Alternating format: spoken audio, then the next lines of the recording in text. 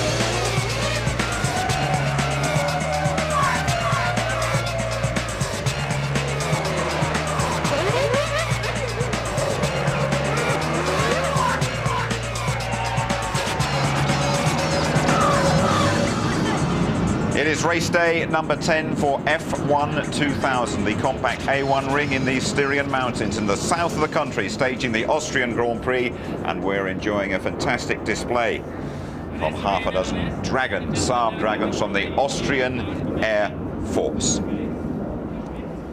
Hello there, welcome to our studio. I can tell you this place is a weather forecaster's dream. Whatever you predict comes true, and we've had the full cocktail here over the last few days. I can tell you at the moment that it's cloudy, a lot of dark stuff around. The temperature's 17 degrees. There's a 30% chance of rain, but anything could happen, really.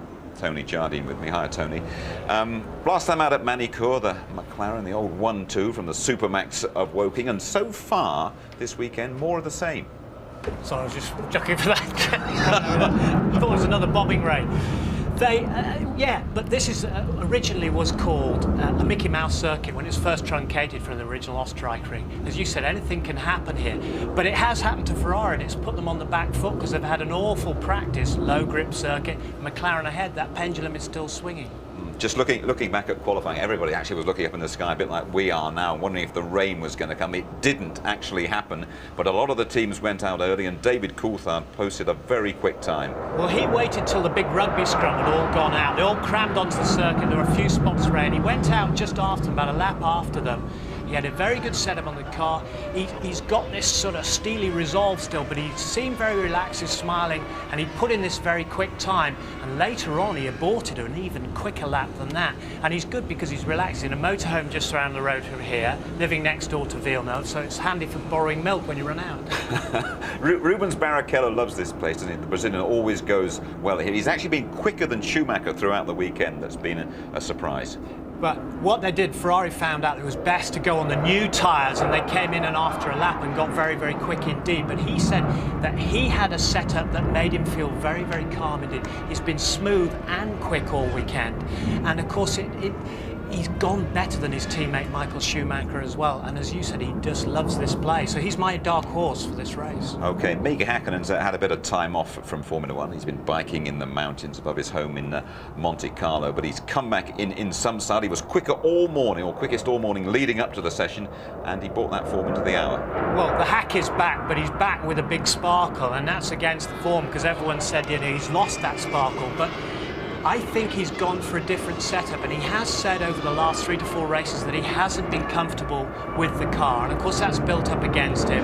People have said, you know, he's taken his eye off the ball, but he has been seen, as we've seen here, running over the curbs. Look at it, going for it there as he did, and in the last section of the circuit he was mighty, so he's back with a vengeance. Spectacularly fast through those final last couple of corners. Now, what do you make of Michael Schumacher? One or two most embarrassing errors leading up to the race, but is he kidding us all or what? Well, he is a little bit, but this circuit is slow, slow, quick, quick, slow in terms of the 3 sectors. Unfortunately for him, it's slow, slow, and a little bit quick, and then into a spin. He said, I've got to go for it. He was in 4th position at the time. He tried a different setup. He likes a nervous car. He got it wrong, and he's sending out the signals, I'm in trouble, probably just to put the the others off their guard a bit, but I don't think they'll bite on his messages. Just like old times though for Mika Hakkinen, first pole since Imola, what, 6 races ago, and looking very, very good. His manager Keke Rosberg has said it's time for McLaren to make up their mind who their driver preference is, so he's trying to push McLaren to put all their weight behind Hakkinen, but they won't.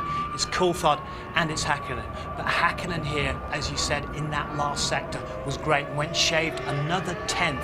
Now, we haven't heard him say, I went flat out for a long time, but he did, clearly enjoyed it. The smile was back on his face later on, and that was his 4th pole of the year, his 25th pole of his career. So it's an all McLaren front row. That's the 3rd time this year. Coulthard, he's got to get the consistency in there today. He's got to get off the line well. Ferrari's behind them, Barrichello ahead. Schumacher says, I'm going to go and make up places. So Coulthard needs a rear gunner.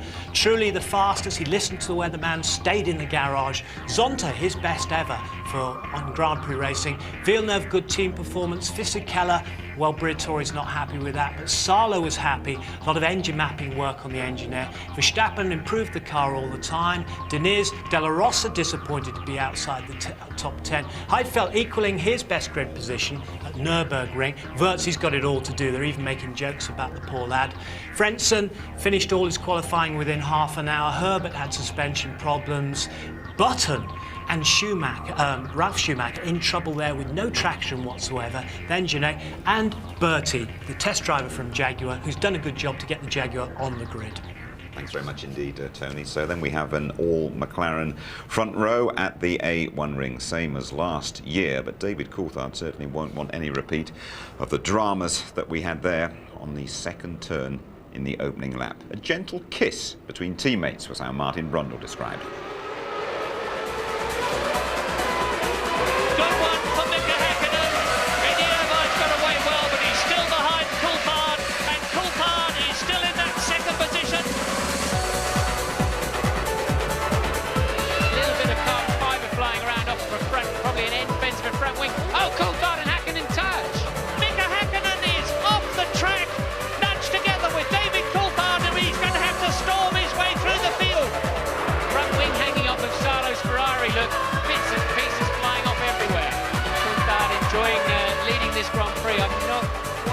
Sure, he'll be enjoying his meeting with Ron Dennis when the race is over. He'll want to be his manager.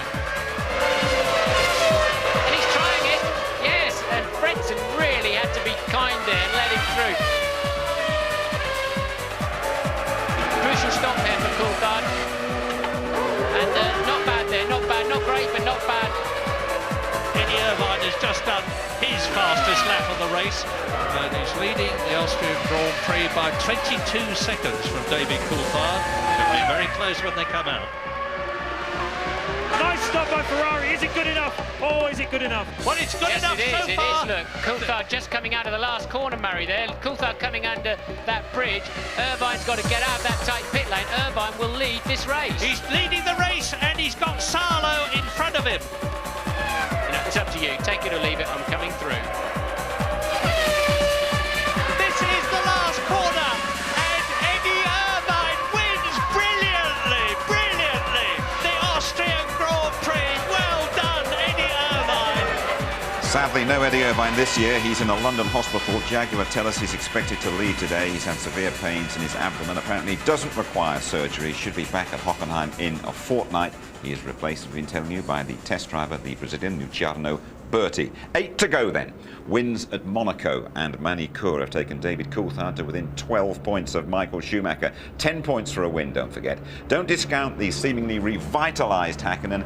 Barrichello, quickest in morning warm-up today, starting ahead of Schumacher. Will he still be there at the first corner, though? Fisichella handily placed on row 4. Ralphie Schumacher a distant 19th. It really has been a horror show so far for Williams. In the constructors, McLaren could even overtake Ferrari today, the big two having their own personal confrontation. The scrap for 3rd concerns Benetton, Williams, Jordan and British American Racing, and they've got Zonta and Villeneuve in position to score. But Michael Schumacher really remains a man apart in Formula One. His tactics, particularly at the start, have been called unethical and dangerous by the likes of Jacques Villeneuve and David Coulthard. Today, Schumacher starts behind the McLarens on the back of the world champions' return to form. Here's James Allen.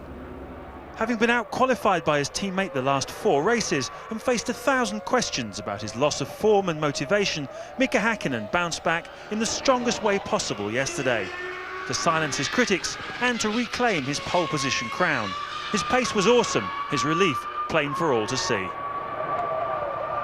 It has been a very tough season for me, and I would say last 3 Grand Prix.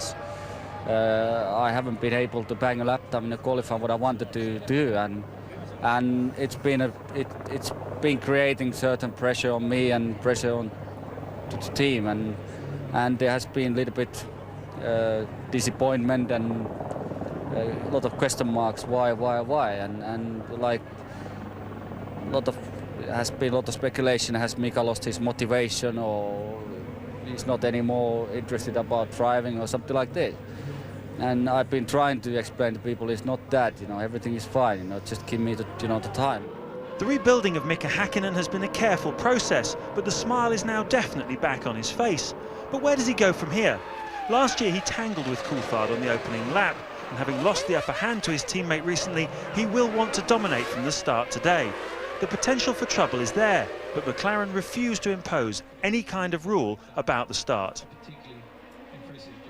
One of the things when you come and drive for McLaren is you get equality and every opportunity to win. And if they share some race wins and neither of them wins the World Championship, okay, you can say, well, not the way you want it to be, but all I can say is the proof of the pudding is in the eating, and Ferrari haven't won a World Championship for over 20 years, and as far as we're concerned, our way is better, and that's the way it's going to stay. But what of the threat from Ferrari? Michael Schumacher and Rubens Barrichello are on row 2 today, but the team believe they can get the drop on McLaren at the start. That margin between ourselves and McLaren is going to be difficult, but both our drivers have been making good starts recently, and they've not been so good, so the start could be critical. The start will be under scrutiny today for another reason. After the recent row over Michael Schumacher's aggressive tactics in France, the FIA refused to criticise Schumacher, so in theory, drivers are free to chop their opponents off the start line. It's still a sore point, but at least one former champion says it's a pretty short debate. First of all, he's an aggressive driver, everybody else is the same. And if I would have screwed the start up like he did in Manicourt, I would have done the same thing. When he wanted to protect his pole position, and then later in the race, the passing of Coulthard and Schumacher was absolutely correct. So this is racing what we're looking for. So if you want to stop all that, it's going to be boring. No problems then for Nicky there, but I know a lot of our viewers feel Michael Schumacher gets special treatment. No problem at all. He just does the same as I've done. They get all the same things, crash and burn all the time. That's what you want, huh? I tell you. I work with that guy. He's unbelievable comedian, but a great driver he was, and he can't see anything wrong. But it can be dangerous, and that's the thing in the starts. That's what the drivers have been complaining about, because you could change direction once, but what Schumacher is doing, he's going right across the face of the field. Now, the worst one was at San Marino, at Imola. Now, you look, now Häkkinen makes a brilliant start, and let's hope he's going to do that today. He gets away. But Schumacher there, as he was circled, makes an awful start, gets far too much wheel spin. There's Häkkinen, off he goes, brilliant. Now, realising this, Schumacher cuts straight across the field. Now, look, there's people on the curbs, people on the grass, concertinaing up behind. They've got to lift off, they've got to brake. Eddie Irvine was incensed by that manoeuvre. Every driver's briefing since, he has had a crusade to say this has got to stop. Other drivers are backing up. Villeneuve is going for it. It's not ethical, it is not sporting, but it is within the rules, and that's why Schumacher will continue to do it unless someone says, oi, you're offside. And will McLaren do it today? I believe that Ron is saying to his guys, OK, there were no changes, you're going to have to employ aggressive tactics. OK, we of course will be watching this start very closely in half an hour's time, but now it's time to drive a lap of this A1 ring. One of the shortest laps on the calendar. There's a real hike up into the hills. The last corner has been particularly tricky over the last couple of days. Martin Brundle is your mountain guide, and at the wheel it is Rubens Barrichello in the Ferrari. Let's go inside that scarlet monocoque, onto the pit straight, up to 185 miles an hour, into the foot of the hill, and brake with about 80 metres before turn 1. Back end of the car goes light, don't clip the curb too much on the inside, ride the bumps on the exit. Barrichello on his way into the countryside, building up once again to 185 miles an hour, sweeping smoothly through the left-hander, again a gentle slope and brake very late into 2. Now you have to wait on that throttle. He's feeding the power in, and now hard as he heads down the back straight, and yet again he'll be building up to 185 miles an hour. Next time though, you've got to brake slightly downhill into turn 3 and get the speed down to just 70 miles an hour. A little bit of understeer from the Ferrari, and Barrichello smoothly on the power, sweeping through 4. Watch the white line on the right-hand side, now connect with it into 5. Patient with the throttle, slightly downhill now towards 6 after 150 miles an hour, just 125 through the apex, and again smoothly on the power. Let the car have its head, run out to the left-hand side, over the crest, you're towards turn 8 already. 180 miles an hour, flick down 2 gears, 130, but don't run too wide, and turn 9 is on top of you straight away. Bury the car into the apex, a bit of understeer. Barrichello running slightly wide there, but he collects it all up over the start-finish line, the shortest lap of the year time-wise. Barrichello quickest in the morning warm-up. Now there have been some important developments this morning concerning the Prost team. Let's go live to the pits now and join our reporter. There she is, Louise Goodman. That's right, Jim. Alain Prost may be a 4-time World Drivers' Champion, but I think it's safe to say his career as a team owner has been less than spectacular. He bought this team from Guy Ligier back in 1997. It was actually on Valentine's Day 1997, but this is one love affair that I think it's fair to say it's gone sour. The rumour circulating in the paddock today is that Alain Prost is in the final stages of negotiations to sell his team to a Canadian company. Now, Prost has refused to confirm the speculation, but interestingly enough, he won't deny it either. Thank you very much indeed, Louise. It looks like it could be the end of Alain Prost's career as a team boss. Pit lane is open, as you can see. The weather has continued to be bright here, but there is a lot of dark stuff overhead, and we are just under half an hour away from the start of the Austrian Grand Prix round 10 of the championship. Talking there about Alain Prost, it isn't often you get 3 team bosses round a table, but we've actually managed it. No holds barred either, as Martin sat down with Benetton's Flavio Briatore, Eddie Jordan, and McLaren's Ron Dennis. 3 very different personalities. When Bernie retires, who's going to run the show? There's 3 suspects around this table maybe. What is it going to be, a committee? Is it going to be a company? Is it going to be the city? Who's going to run the show? It's unlikely to be anybody that's associated directly with the team. I mean, we need to have impartiality and certainly no conflict of interest, that's for sure. But I think that there is always one team that looks to get either a commercial or technical advantage out of any situation that comes along. It's been Ferrari for years and years. Before I was involved in Formula One, you can go back and chart any disruption in Formula One. They try to take either a technical or commercial advantage, and they are singularly capable of disrupting the harmony between the teams, and that's what happened in '97, and it will continue to happen. Hot stuff. Formula One has changed dramatically in the last 5 years. Where is Formula One going to be 5 years from now in terms of the show or performance? Or we need to be part of this business because it's our business. We run the show, nobody else. But we need to be together, because the problem, like Ron said before, is always some distraction for somebody else. But we need to stop that. You know, we are big enough and growing enough to decide our future. Ed, the future, is it going to be stronger, better? Will Formula One be much bigger 5 years from now? I have to believe that I'm a total optimist anyway, but bearing that in mind, I can only see this absolutely grow into something huge, even bigger than what it is today, despite the fact of 380 or 400 million live viewers every Grand Prix. The world is out there for some reason. It likes Formula One. It likes the interchange between the human side and the technology side, and this is something that no other sport or business seems to have. Ron? There's plenty of, our Supreme Commander, Mr. Eccleston, there is the past master at divide and rule, and I think inevitably down the road, as he chooses to retire or sell his company, I think it will stabilise in that area and we'll be a more homogeneous group of people. But that's down the road, and at the moment what we have to focus on, as always, is winning races and growing our companies. But it's still a great sport. I think Eddie's pointed out it can be even better, but it takes time, and it's got to be a step-by-step process. Homogeneous in Ron Dennis speak. Homogeneous, if you prefer, it means all pulling together, doesn't it? But he obviously feels that Ferrari are pulling the other way. Well, the war continues with Ferrari. He doesn't really get on with them at all. But the thing is, in the past, Ferrari have been guilty of using their strength and their popularity worldwide for political ends. That is, I mean, go back to the 50s, they just threatened to pull their cars out of an event. But team bosses, that's another thing. Who comes in when Bernie says bye-bye? Well, I mean, first of all, I think it'll be a sorry day when Bernie goes, because I used to work for him at the Brabham team when he owned that. He's hard, of course he's hard, and he's fair, but he's dictatorial. Of course, there's a downside of that, but this incredible energy, he knows the recipe for good racing. He can sniff out a winner, he can put the whole thing together, and of course you do get decisions. What I fear is if they put a committee together, all in their blazers, RFU style, old fuddy-duddies who can't make a decision. We've already got a group of team bosses who have to be unanimous and can't make decisions together because they're protecting their own investment. It has to be an independent body. That's why a dictatorship works in Formula One as it does in other sports. So I'll be interested to see what they're going to come up with. OK, Tony, thank you very much indeed. Well, one man who sadly, in my view anyway, relinquished control of his team is Jackie Stewart, whose organisation is the new Jaguar. Jackie's really been there and done everything in the world of motorsport. He's now got a chance to return to his roots and savour the scenery.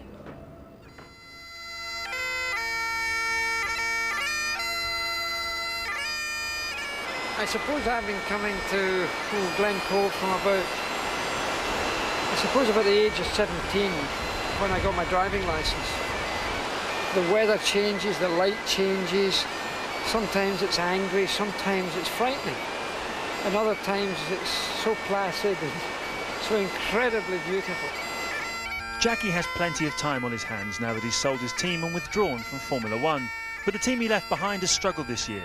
So does he think that Jaguar came in too early? We are not as well prepared as we should have been. And the move from the Stuart Ford team to be Jaguar Racing was bigger than anyone anticipated.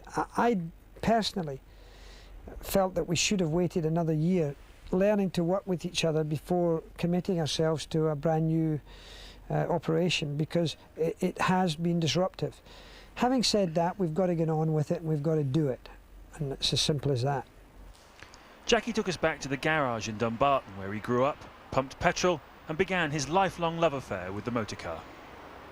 We used to have motor racing film nights here once a month in the winter, where we would clean all the workshop, make it immaculate, and then we would show motor racing films of Fangio and Stirling Moss and Mike Hawthorne and Peter Collins and Hans Stuck and everybody like that.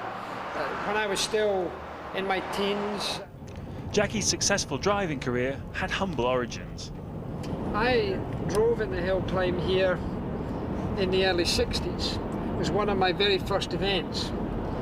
I drove a Marcus, which was a wooden car at the time with a small Ford engine. And down there, in fact, we can just see the old track. There was a thing called the hump and the bump, and it's going to rain, where you took off. And then you came up here, that's called Bridge Corner. You came up here, that's called the Cobbler, because that hill there, if you look at it from the other side, from down there, it looks like a man fixing a shoe. And then you came up to, this is obviously called Hairpin Bend. And then the finishing line was just here. What's it like to sit at home or be up here in Scotland watching the Grand Prix on the television, the team that you built up and not being there yourself? I'm always willing them on. I mean, I'm always hopelessly disappointed if something goes wrong. I think I'm like any other fan who's watching television and listening to Murray and listening to Martin and yourself. It's different. It's different. But I don't feel a loss from it. I have no disappointment from doing what I've now chosen to do. There's no vacuum in my life because of it. You enjoy the show, Jackie. While we're talking about the Stewarts, by the way, Jackie's son Paul made a brief appearance here in Austria. He is recovering from cancer surgery and battling on very well. Second weekend in July, traditionally the Silverstone weekend until this year, when the circuit made April fools of us all. I'm told today it is dry, it is sunny, and it is very pleasant at Silverstone.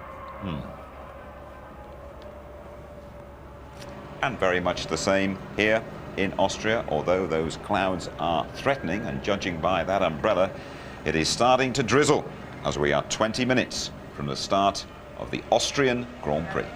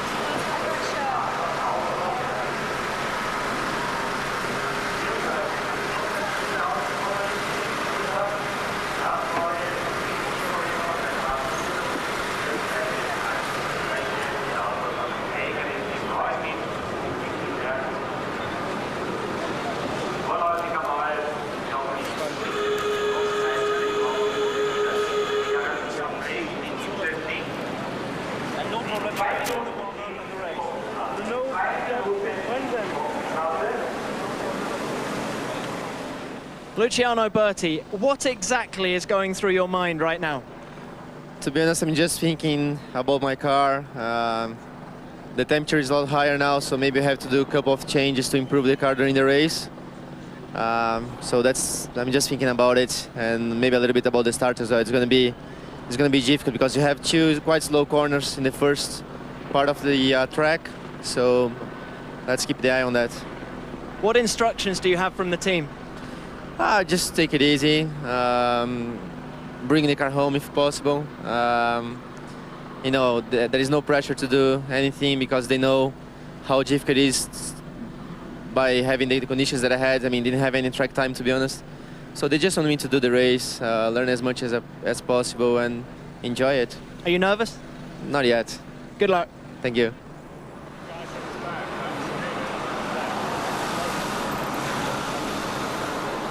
You are back with us at Spielberg's A1 ring. We're just over 100 miles southwest of Vienna, site of the old Österreich ring. Michael Schumacher making his way to the grid. Last year, Eddie Irvine won here for Ferrari on the back of a slick one-stop strategy. He went 44 laps before taking his only stop. Best guessing the strategy this time round. Here's James again. Well, traditionally, Austria is a one-stop race with a long first stint. Unlike the French Grand Prix, tyre wear here really isn't a problem. But quite a few teams will be looking at what Sauber did last year here. Pedro Diniz started 17th on the grid and finished 6th on a two-stop strategy. Now, a two-stop strategy is about a second a lap faster than a one-stopper around this circuit. So if you're confident you can overtake the traffic, it's certainly worth a try. And the flexibility could be an advantage as well, especially on a day like today when the weather is so uncertain it could well rain. I expect quite a few midfield teams will two-stop today, but what about the front runners? Well, Ferrari did it back in 1998, and they may well feel that the only way to beat McLaren today is to run a lighter fuel load at the start and be aggressive. But the hard truth for Ferrari is that their car is a full half-second a lap slower than the McLaren around this track. So whatever they do today, it's going to be difficult. At the end of the day, it's going to be a damage limitation exercise for Ferrari. It's time to take a little stroll down along the grid, and that means Martin Brundle. Hi, Martin. Hello, Jim. Hello, everybody. Welcome to the grid. Well, we've got an all silver and then all red second row up at the posh end. And at the back, it's a little bit topsy-turvy. We've got 2 Jaguars and 2 Williams back here. One man I desperately want to have a talk to is Luciano Berti, who is going to start his first ever Grand Prix. Luciano. Okay, thanks for talking to us. So, you've been thrown in at the deep end. You didn't start until Saturday for this Grand Prix. I mean, now the moment's arrived. What are you thinking? So far, I think I'm pretty relaxed. I've just been thinking if yesterday and today just as a normal test session. I know that it's not, but I'm trying to pretend that it is. So I've just concentrated to learn the track. Of course, I didn't have enough time to do that. Try to improve the car because it was set up for Eddie. So let's see what happens now. Well, you seem relaxed enough, but look, on your overalls, you've had to put a bit of gaffer tape. Didn't you have any with your own name on? Well, it's not just Eddie's car, but Eddie's overall and boots and everything. So I'm almost at Irvine now. Are you using his seat? You might catch something nasty if you're sitting in Eddie's seat. I heard that before, yeah. Okay, well, good luck. You must be more nervous than you're appearing. Maybe I'm not. I don't know. Maybe I am. I don't know. I just feel okay. For me, it's like another race. I'm trying to forget all around me, but seriously, I'm okay. You've got 21 of the world's finest drivers in front of you. Don't forget them too much. Good luck from ITV. Let's have a wander down the grid. There's a man down there I want to have a chat to if I can find him. Quite a long way down. I think Brian Adams is on the grid here with Jordan. And actually, isn't somebody else, look, who we might have a word with? Colin Jackson, the hurdler. Have a quick word. Colin, Martin Brundle, ITV, how are you doing? Very well indeed. So, what are you doing here? I heard you're not fit enough to run today, to hurdle today in the, excuse me, Bernie, we're busy. Well, you're not fit enough to run, but obviously coming to have a bit of relaxation here at the Grand Prix. Yeah, I'm here on my way really to Munich. I'm going to see my doctor tomorrow, and hopefully he can give me the whole clear that I can get on the track and train properly and get on my proper stuff.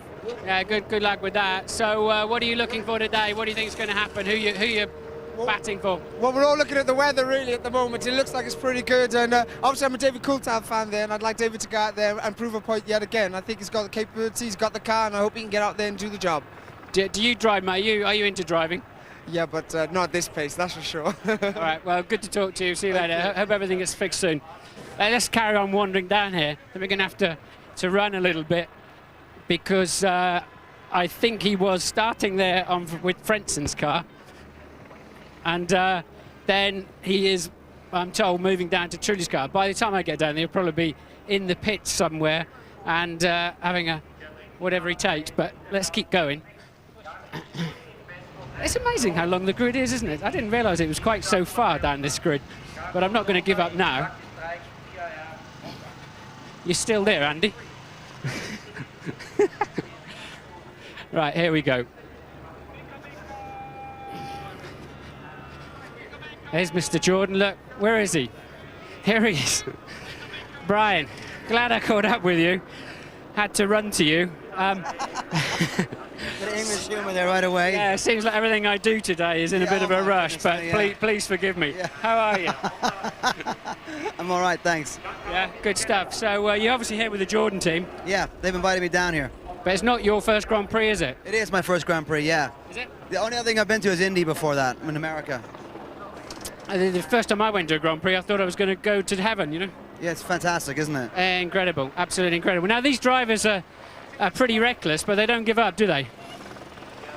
Speaking about not giving up. We've got to keep going. So, what do you think? Did you see these cars in action this morning in the warm-up? I've only just arrived like half an hour ago, so I haven't seen anything. It's going to blow your mind away when you hear them and see them, but thanks for talking to us. Let's hope we can make it a race to remember. Thank you very much, Brian. When you're gone. See you.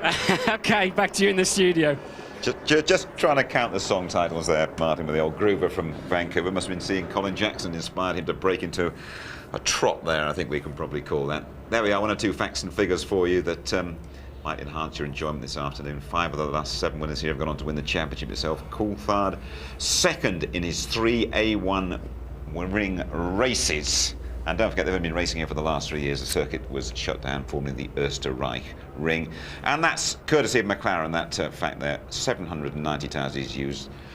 They would be as high as the Eiffel Tower, one for our Anorak audience. Pole position drivers only won 5 out of 22 in Austria. The circuit constructed in just 280 days, 4 years ago, at a cost of £15 million.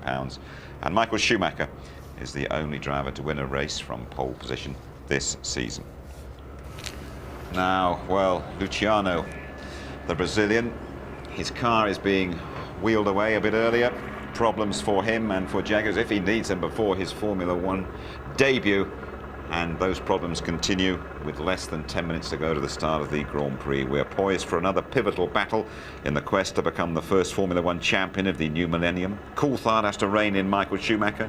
Schumacher's got to start behind the Scot and the world champion Hakkinen. He is back on song. Barrichello's in the mix as well. So are those fast starters Trulli and Villeneuve. The Austrian Grand Prix comes next.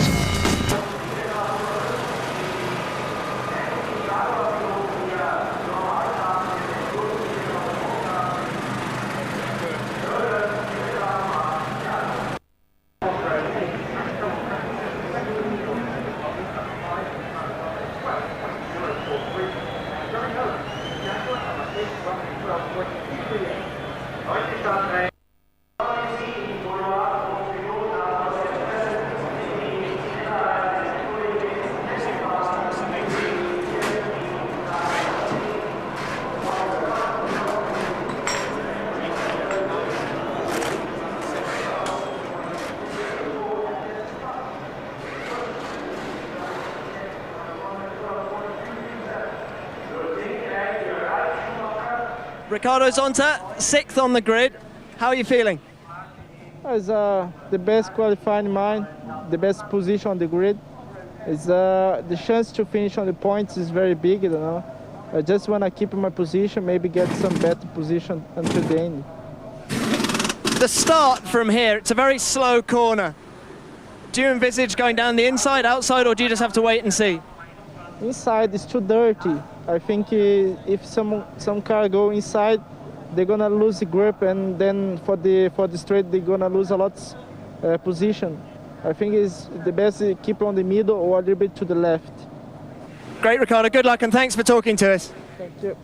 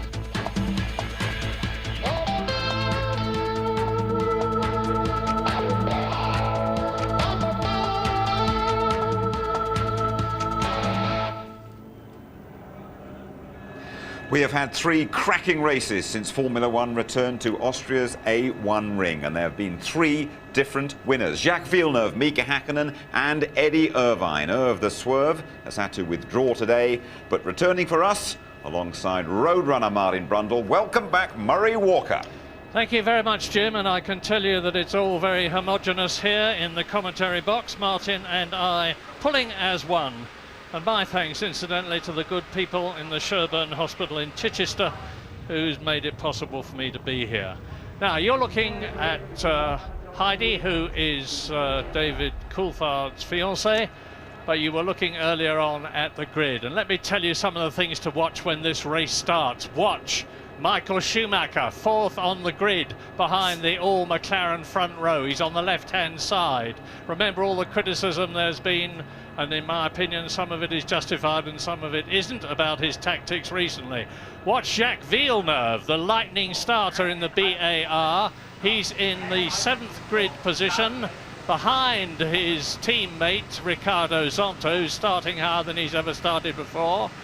Watch poor Luciano Berti. My goodness, that chap's having everything happen to him, and now he's starting from the pit lane in the Jaguar after he had qualified down in 21st position. He's got a hydraulic leak, which I hope they've fixed. Jenson Button and Ralph Schumacher in the 2 Williams are starting right back on rows 9 and 10 in this 11-row grid.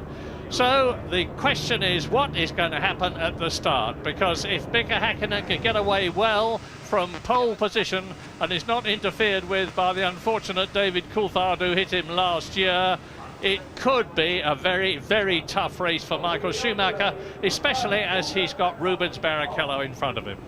Well, there's more to the front of the grid than may at first meet the eye. Of course, the 2 McLaren drivers appear to be very similar in pace. They appear also to have the fastest cars on the racetrack. Very, very closely followed by Barrichello in the Ferrari. He's clearly faster than Michael Schumacher.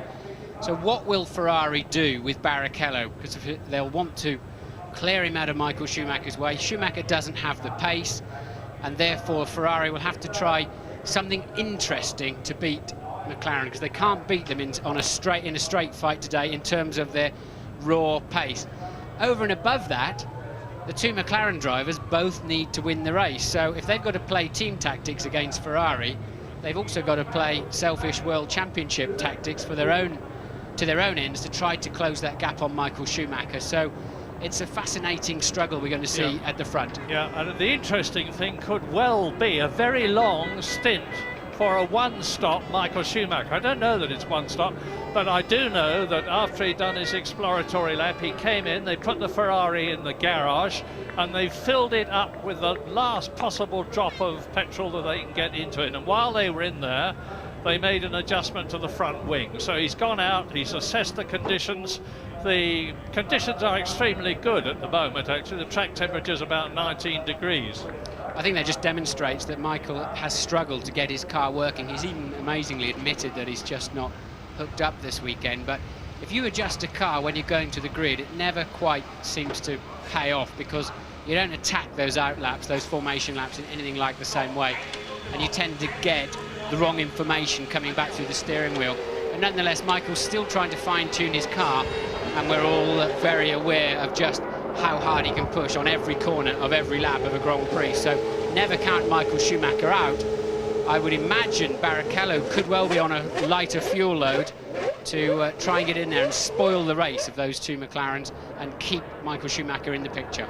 Well, whatever happens today, Michael Schumacher, even if he scores no points, and David Coulthard scores 10 points by winning the race, and it would be his 4th win this year if he did, Michael Schumacher is still going to be leading the World Championship when this race finishes, because at the present moment he's 12 points ahead of David Coulthard, and he is 18 points ahead of the man you're looking at, the rejuvenated, it would seem, Mika Häkkinen, who's been away on holiday. And surprisingly to me, he says they've readjusted the car. He's a double world champion. What can they find to do now? Well, they've certainly been struggling to get that car working as Mika would like. I think they're having to protect their rear tyres as they all hurtle off down to turn 1 for this green light lap. This lap incidentally counts as 1 lap of the Grand Prix. And I think to protect their rear tyres, they're having to make these cars understeer a little bit more. And I suspect that that does not suit Mika Häkkinen as well as it does some drivers.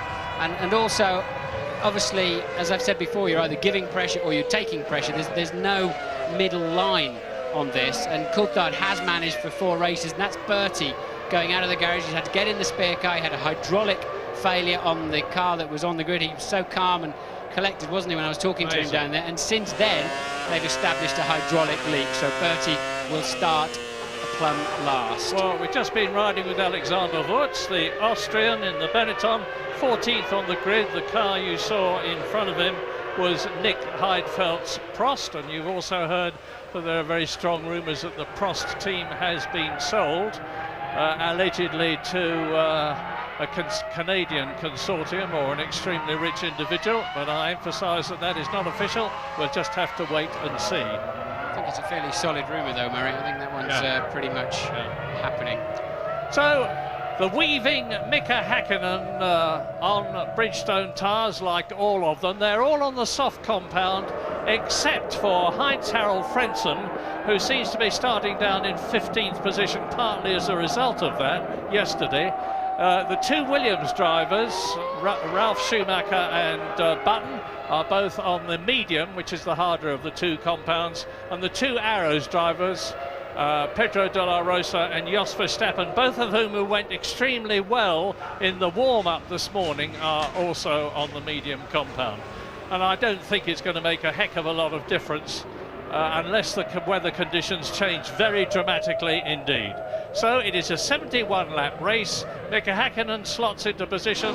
David Coulthard pulls across to the right-hand side of the grid. The rest of them take up their positions. And of course, Häkkinen and Coulthard at the front of the grid hope that the people behind them won't be too long getting into position so that their clutches are not affected. Now, the right-hand side of the grid here, Murray, their right, is very much off the racing line, and I expect it to be quite dirty. So, look on the left-hand side of the grid, Michael Schumacher, and watch the lights. Now, are you ready? Then we will begin. David Coulthard rolling slightly and gets right up alongside Mika Häkkinen. It's a right-hand turn, the first one. David Coulthard could get through. No, he doesn't. Mika Häkkinen chops across the front of David Coulthard, and that's a Ferrari spinning. That's Barrichello gone through, and I think that's Michael Schumacher. It is Michael Schumacher, Jarno Trulli and Ralf Schumacher, and Michael fingering the clutch levers under the steering wheel, and consternation in the Ferrari garage. They may well have to red flag this.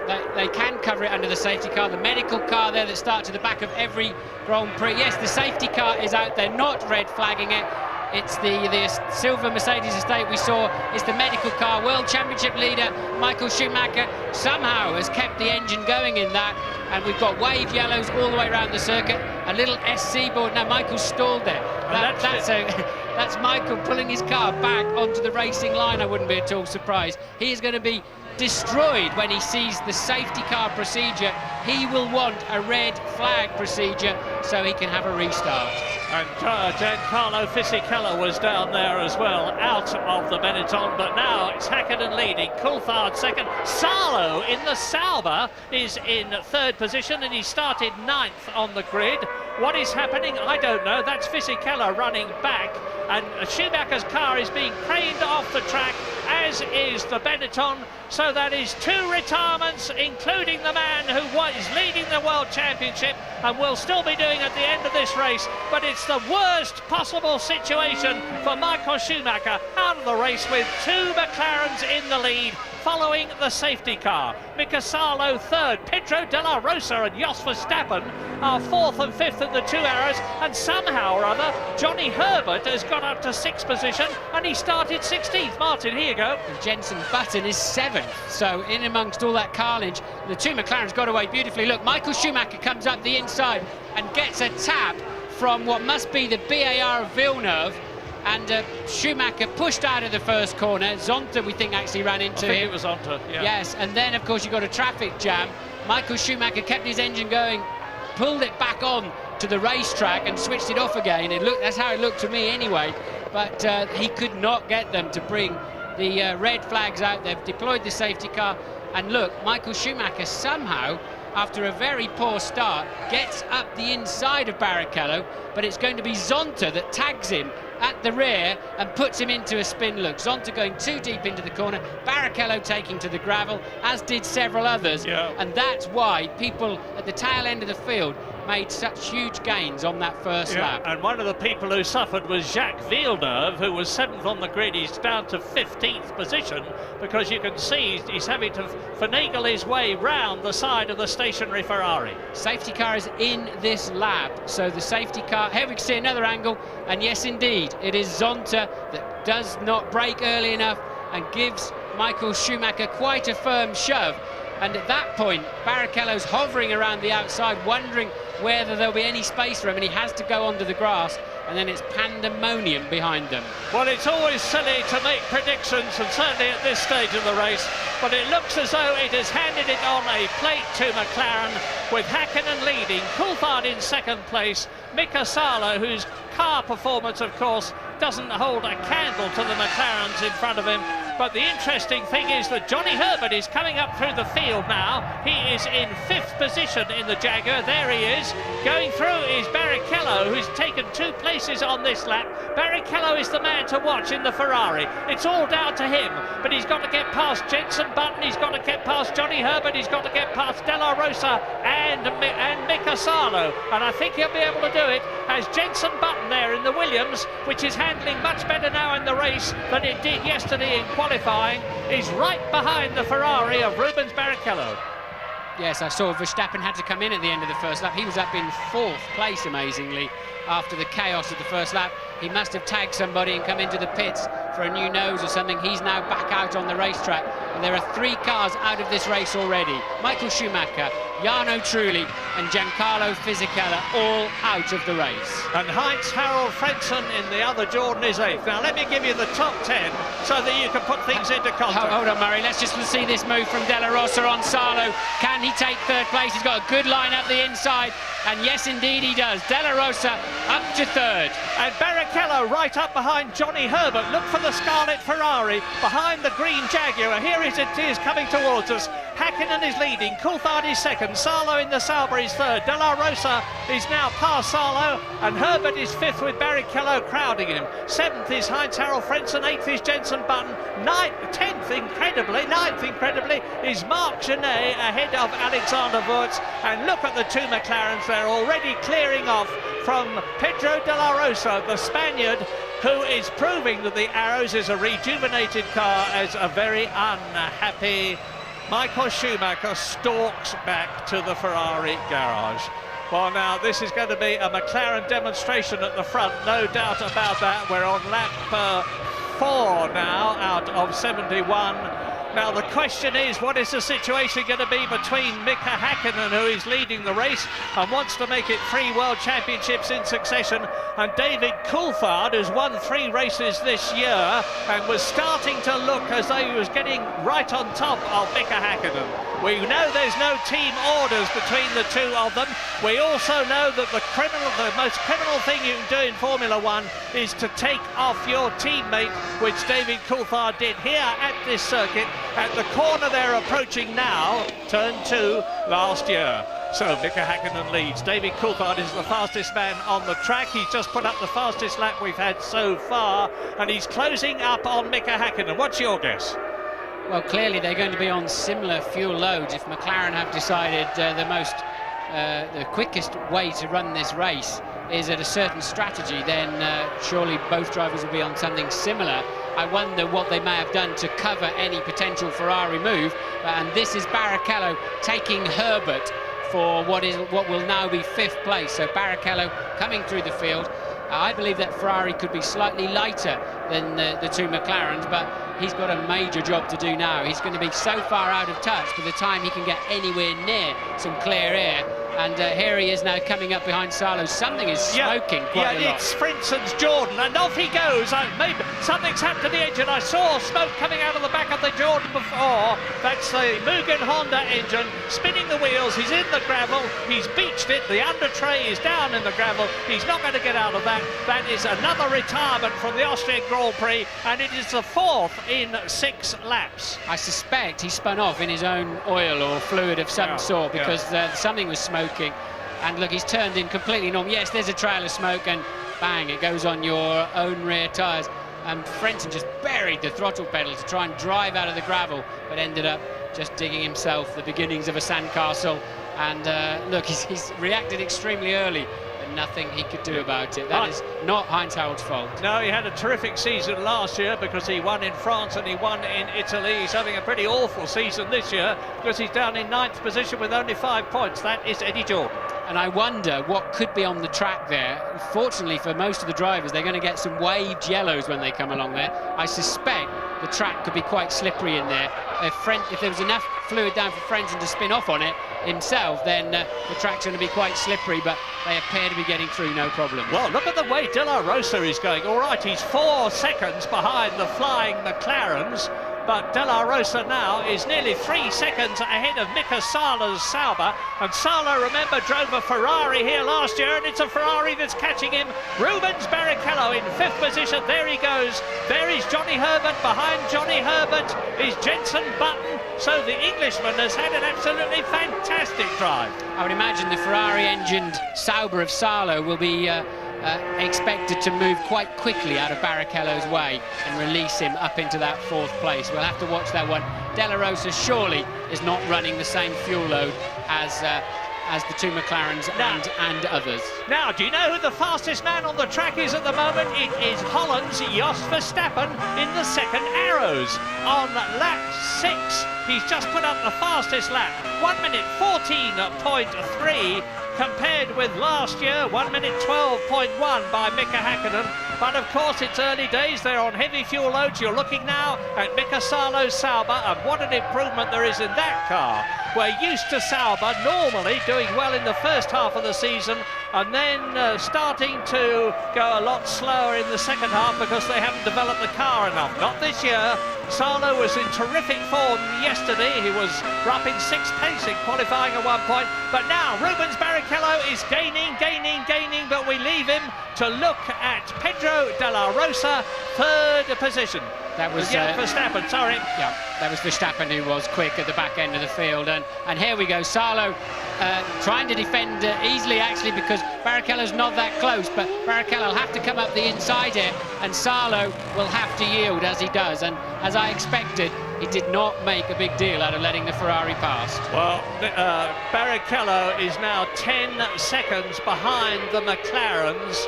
McLarens are lapping in about 1 minute 14, 1 minute 14.2, and Barrichello's been lapping nearly 1.5 seconds slower than them at the present moment. So he's got to put on a terrific charge to close the gap, never mind get past them, as we look at him again on this replay, taking 3rd position from Mika Salo from Finland. Yes, and I'm pretty sure that's a move that Barrichello made in the knowledge that he wasn't going to get turned in on. So I guess it's not that surprising, but Barrichello easily through into 4th place. Now he sets about the challenge of catching De La Rosa, who's currently holding 3rd, and the 2 McLarens, there's absolutely nothing between them up at the front.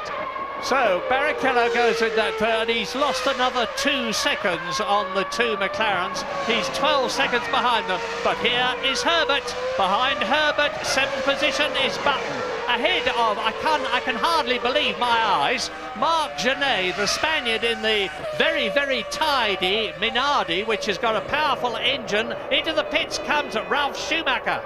With a broken nose by the looks of it, hasn't he? A broken front wing, so Ralph's tripped over somebody, or that may be damage from the first corner that with the aerodynamic loads has taken a little bit of time to actually materialise. But let's take a quick break.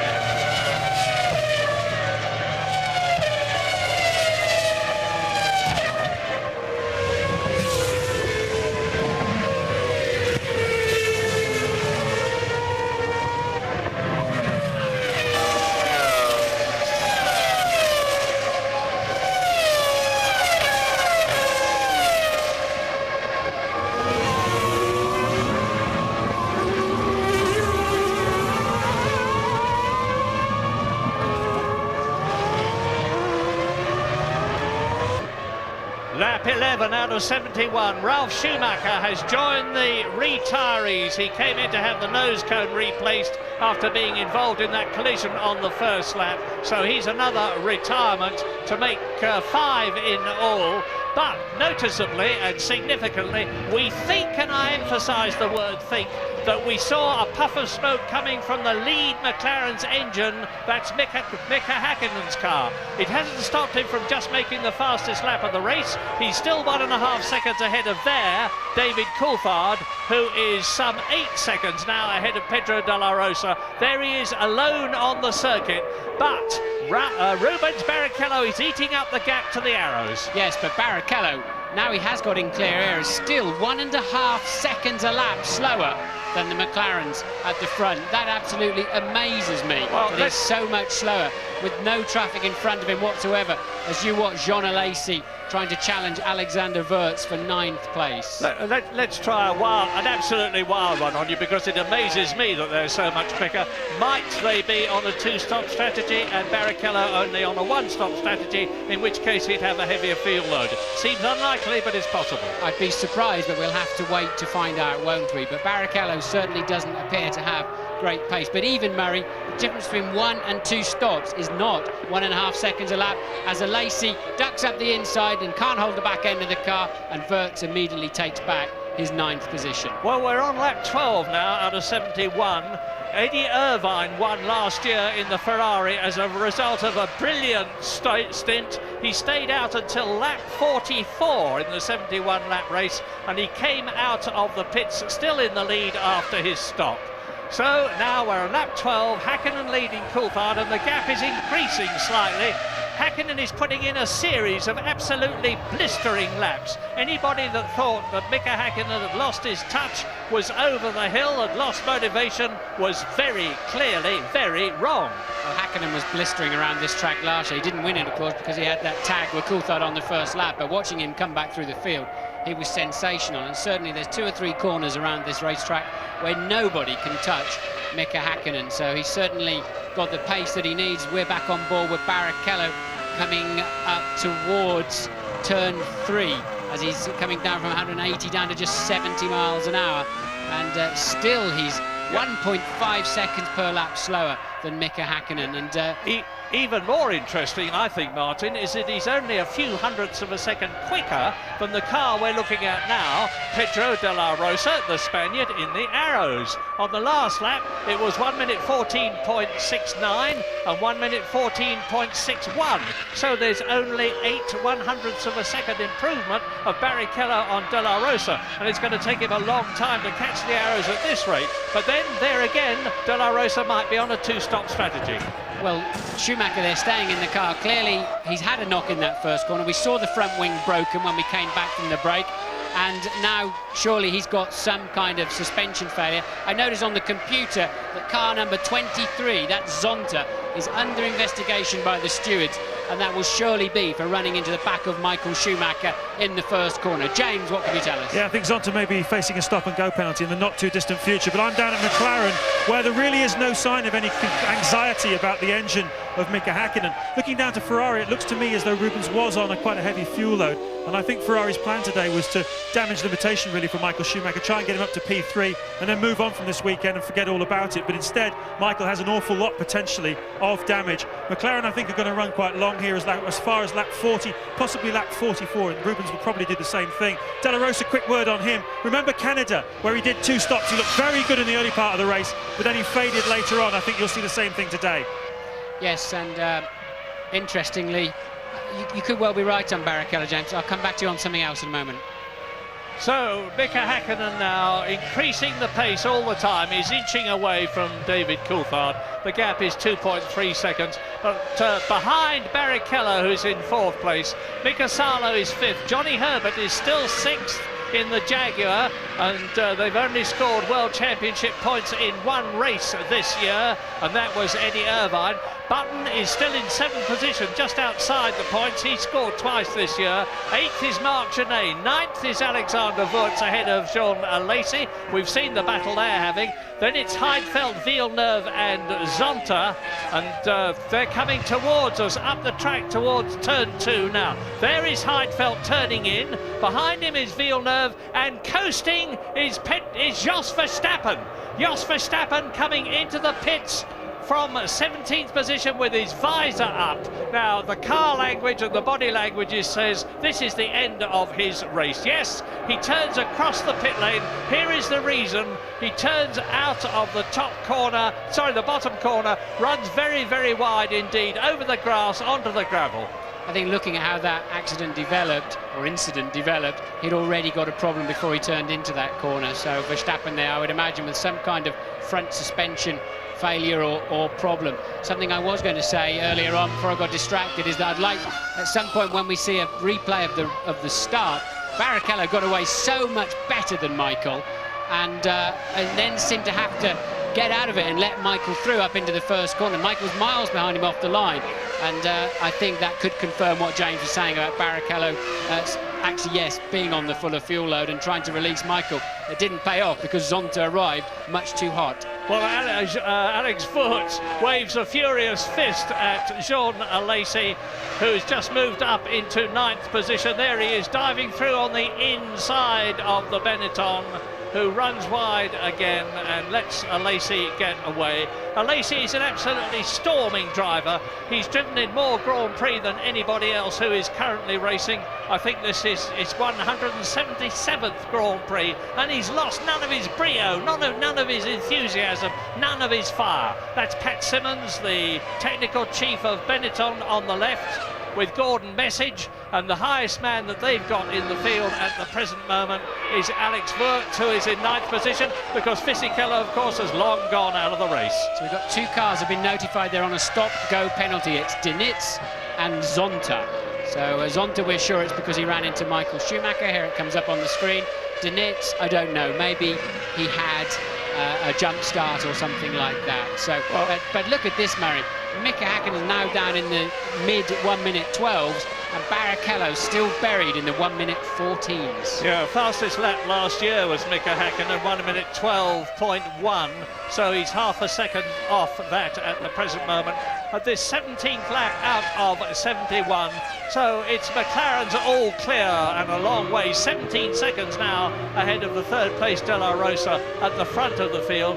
But there is a battle going on behind, and in the pits again, out of the pits, I'm sorry, rejoining the race goes Ralf Schumacher.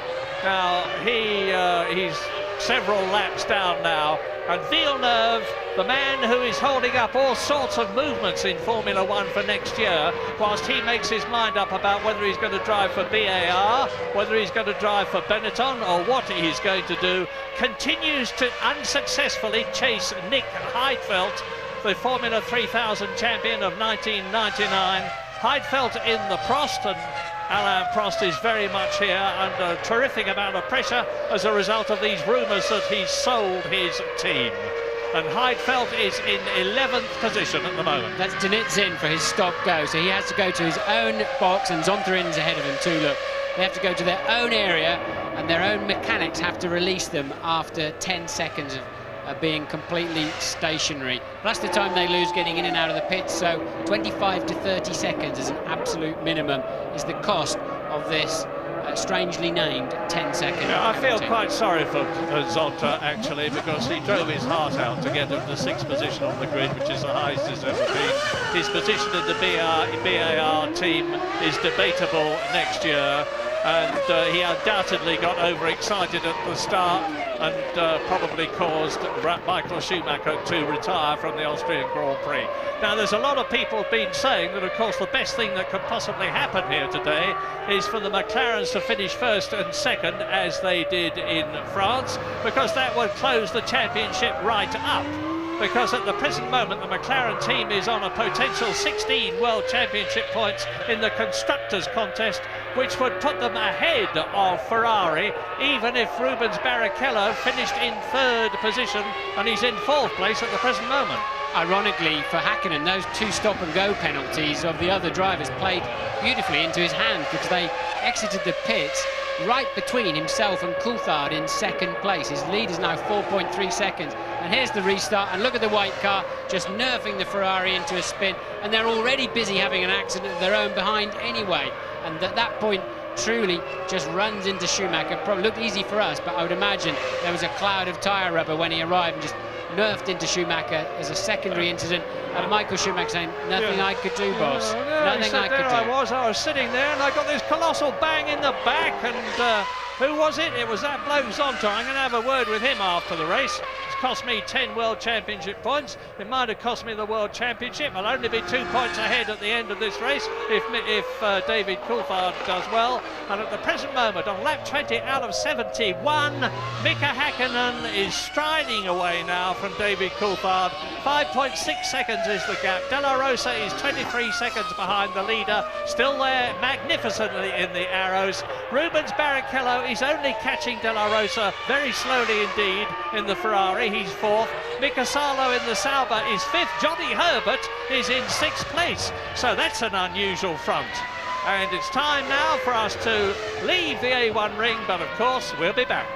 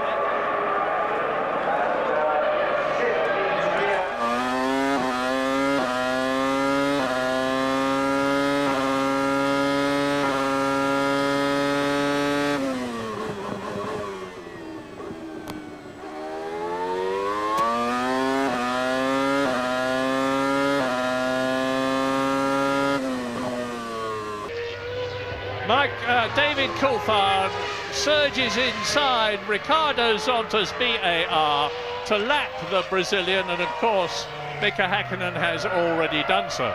Yes, as I said, those 2 cars that finished their stop-go penalties fed in front of Coulthard but behind Hakkinen, and it's cost Coulthard over 4 seconds trying to get through them.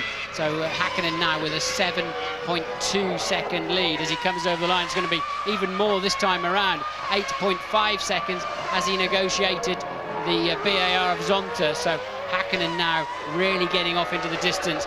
Not because he was better through the traffic, because he didn't have to put up with that traffic. De La Rosa now 26 seconds behind Mika Hakkinen. Louise, what can you tell us? Well, I'll get it from the horse's mouth. I'm here with Michael Schumacher. Michael punted out at the race at the first corner through no fault of your own. Has to be your worst possible nightmare. Oh yeah, I mean that's one of the parts which makes you disappointed, no doubt. But you know, that's racing. It sometimes can happen. I don't think Ricardo is the person who does anything like that purposely. He just overestimated his abilities, and the corner speed has happened to me in the past. I mean, I have done a mistake, and I guess he will admit he did one. So I will have a quiet word with him next time, and we'll see. Do you feel that the race should have been red flagged? I mean, from my position, yes, definitely. But realistically speaking, there was no reason for it. I mean, the marshals did a very good job, unfortunately, to clear the circuit. So obviously you have the safety car, and it's the same for everyone. They use the safety car under normal circumstance like this. It's the same for everyone. It hurts, obviously, if you feel a race could be stopped, and you could jump in the other car and you have a second go. But, well, that's the way it goes. Bad luck. Thanks for talking to us. You know, about half of Britain can't stand Michael Schumacher. The other half either loves him or is ambivalent about him. I must say, I think he's an absolutely super bloke, and I admired him there for his phlegmatic attitude, his cheerful attitude, to the fact that he's now in a situation potentially where he could only just be leading the World Championship. But I suppose when you've driven in as many Grand Prix as he has, and this was his 136th, which he started, and you've been on the podium for well over half of those races, you just learn to take it that way. Yes, he was, I have to say, remarkably calm about it, though, and I think it was a good PR front there from Michael, and I think he was very correct in what he was saying. And I do remember him running to a lot of people on the first lap in the past, but it must be incredibly frustrating for him, but incredibly sportsmanlike all at the same time. But, you know, get back to the pits, jump, scream, shout, thump somebody, all you like. It won't put your race car back on the track. Absolutely. Now, remember what James was saying about De La Rosa when I was hypothesising that he's on a two-stop strategy. De La Rosa has actually increased his lead over Rubens Barrichello, who, as I say it, takes some of it back. You're looking at the only Ferrari in the race at the present moment, with Brazil's Rubens Barrichello, who is in 4th place in the World Championship at the present moment, but has yet to win a race, either for Jordan or for Stewart or for Ferrari, which is his 3rd team. And he is inching up on De La Rosa, but if De La Rosa is on a two-stop strategy and Barrichello's on a one-stop strategy, he will go up to 3rd place pretty soon. Yes, when Michael looks at the computer screen, which I'd imagine would be the first thing he did when he got back to the pits, he'd be pleased to see that Häkkinen is stopping Coulthard at the moment, getting maximum points. Coulthard, of course, 6 points nearer to Michael in the championship, but he'll be very saddened to see that Barrichello is only literally inching up on De La Rosa in 3rd place, some 36 seconds behind the leader now, his 4th place man Barrichello.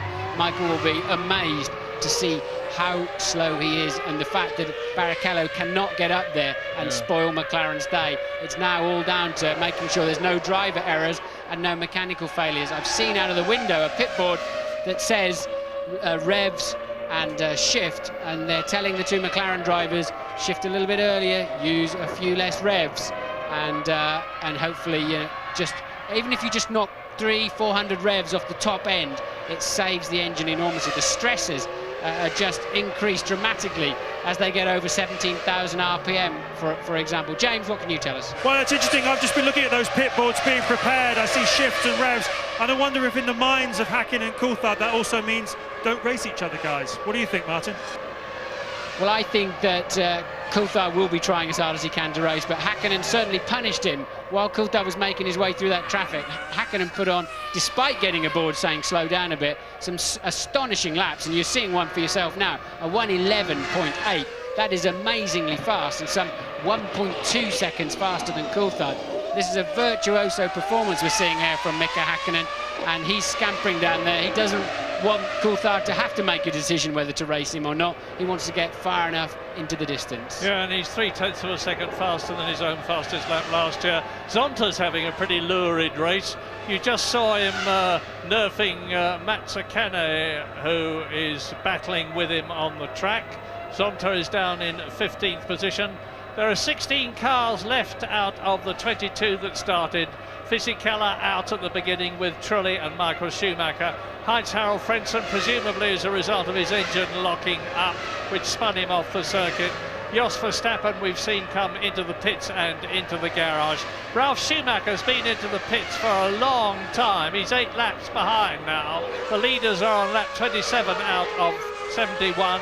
Here is Mika Häkkinen. You can see the gap as behind him there is Luciano Berti, who is now in 12th position. He's been lapped, of course, but he's running well in the Jaguar. And Johnny Herbert, his teammate, the team leader today, with Eddie Irvine still, in, as far as I know, in hospital. And if you are Eddie, and if you are watching, get well soon. And Johnny Herbert is still in 6th position. Here is the battle between Mazzacane in the yellow Minardi and Ralf Schumacher closing up on him in the Williams BMW. The only problem Schumacher's got is he's 7 laps down, Murray, because if you remember, he came into the pits for a new wing, and then he came in for what I'd imagine would be a new wishbone on the left front, so of suspension. So Ralph was really out there having a test day, really, trying the car and checking out for if they can stress anything and find some reliability issues, because he certainly isn't going to score any points today. Well, the question in my mind now is, when is De La Rosa going to come in? If he is on a 2-stop strategy, he's in 3rd position at the moment. He's on lap 27. No, he's on lap 28 now, and he's well past the hypothetical 1st stop, which would be round about lap 23. If he's on a 2-stop strategy, he will have to come in pretty soon. Barrichello is now rapidly closing the gap to the arrows in front of him. Barrichello in the Ferrari in 3rd position. There is Mika Häkkinen slicing his way through the field. He's coming up towards us now, and just in front of him on the track is Jacques Villeneuve in 11th position on the BAR. And that is Mika Häkkinen's next target, because he's already lapped Mazzacane, Zonta, Pedro Diniz, Alesi, Luciano Berti. He's coming up to there is Jacques Villeneuve, the world champion of 1997, 11th position BAR. Thundering up behind him in the McLaren to lap him is Mika Häkkinen. James is down at McLaren. Yes, well, Mika Häkkinen isn't taking the message. He's about to get a pit board now that says easy. We've seen it once or twice in the past, and Mika Häkkinen is so desperate to prove himself. He was so enormously relieved when he stuck it on pole yesterday. He said to me, it's so good to smile again. It's been such a tough time for me. And he's out there giving a demonstration of how fast he is, but the McLaren team don't like it. They want him to back off, Martin. It doesn't surprise me at all. That'll be the 2nd time of asking. Clearly they asked both their drivers. Coulthard slowed down. Häkkinen now pulling out a 14-second lead, 14.4 now. And I noticed really Coulthard started to put the hammer down again. He's having to get right back into the 12s. Otherwise, Häkkinen's just disappearing into the distance. And now Häkkinen somewhere amongst the back markers. It's a 72-second lap. And Häkkinen is now 42 seconds ahead already of Barrichello in 4th place, so he's going to lap that Ferrari this afternoon. Yeah, and 14 seconds ahead of David Coulthard as he comes up through the tail enders. You've just seen him go past Villeneuve after the blue flags were waved at the Canadian. Now he's closing up on Nick Heidfeldt's blue Prost, which is in 10th position. Just look at the way that Mika Häkkinen is going. He's just diving past left, right and centre. The next target is Alexander Wurz in front of him in the Benetton with the Supertech engine. And Mika Häkkinen comes through round turn 8, the last turn on this corner, crosses the line, and he's up behind. There is Wurz in the Benetton, the only one left in the race. And he's coming up to turn 2 now. It's climbing all the way up here, and he's doing about 180 miles an hour before he backs off to about 45, 50 miles an hour for the apex. There's Wurz, there is Häkkinen. There's been such a lot of garbage written about Häkkinen this week, about he's got a baby on the way, therefore he's lost it. It's as if his mother, father, brother, sister's wife and other people around him didn't care. It didn't matter at all. It's only the fact there's a baby on the way. Complete load of rubbish. You know the risks, you drive accordingly. You've also got yourself to think about. There's no way that having a baby makes you just suddenly go off the boil in terms of being a Grand Prix driver. But everybody seems to need to analyse these drivers. They ask them questions and they're given answers, and if they're not the answers they want to hear from the drivers, they then start dissecting that driver's personality. Yes. Complete load of rubbish. Well, he's short shifting now if he's obeyed instructions, and there's some doubt about that. But he is lapping about 0.6 of a second slower than his own fastest lap so far in this race, which was done on lap 27, and that was 1 minute 11.8. He's lapping in about 1 minute 12.6 now. He's on lap 32 of 71, so getting on towards half distance. Up to turn 2 they come. Jaguar, Williams. The Jaguar is Johnny Herbert. The Williams is Jenson Button. And there is Mika Häkkinen now. He has passed Wurz. I'm just checking on whether he's... No, Genet is the next one. I've been talking a little about this Minardi because Marc Genet is in a magnificent 8th position, the Spaniard. There's 2 Spaniards in Formula 1 now. Pedro de la Rosa is the other one. And that car, that yellow Minardi, if it had a lighter engine, the Ford engine that it's got is pretty powerful. It's not far off most of the others, but it's very heavy. And Gustav Brunner, the Austrian engineer who has worked for so many Formula 1 people, has produced a great motor car. And Marc Genet is making the most of it. He's hanging on to Jenson Button. There it was, Rubens Barrichello. And that was that dust coming back from behind the arrows? I fear it's a little bit more than dust. Certainly De La Rosa's gone a lot further into this race than I thought he would in terms of fuel, so maybe eating my words on that one. But yes, it's beginning to breathe rather heavily, isn't it? That is not going to make the end of the race, Murray. No, it's a super... So, oh no, my goodness, it isn't. No, it's so... Whoa, that's it. Bang, bang, bang. Out goes De La Rosa. That's a replay. So Rubens Barrichello will be moving up into 3rd position with the disappearance of the arrows after a superb drive. I don't think he's still running. Yeah, it's not disappeared just yet. That was a replay of it smoking earlier on. Now he's coming in for, let me look out of the window, it's a routine stop. They're expecting him. So he may have to, he's certainly not going to be able to get to the end of the race without stopping again, I would have thought, from here. But De La Rosa in, but surely that engine is not going to see the checkered flag. 6 laps into the window, it looks to me as though he's going to turn in. Very leisurely stop, no tyres, you see.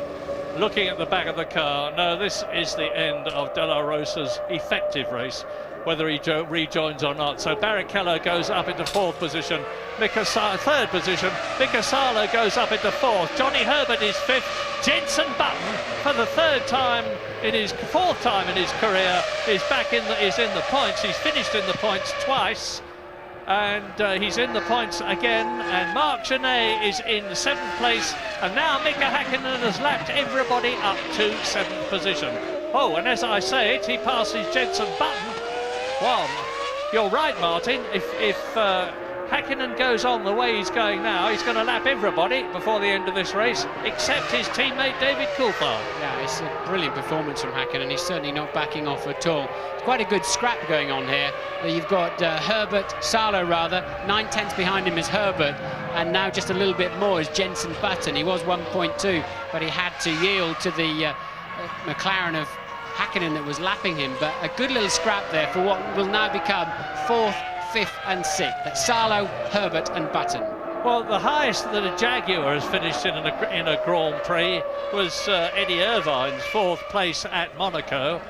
Johnny Herbert is in 5th position, and Louise has got information about De La Rosa of Arrows. Yeah, that's right, Murray. A lot of sad faces down here at Arrows, as you can imagine.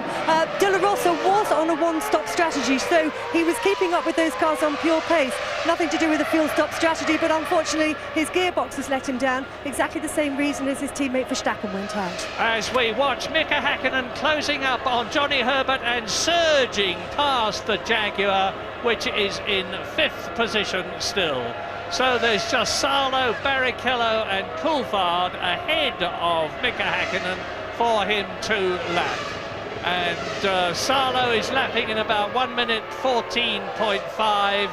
Mika Häkkinen is lapping 1.5 seconds faster than the Sauber.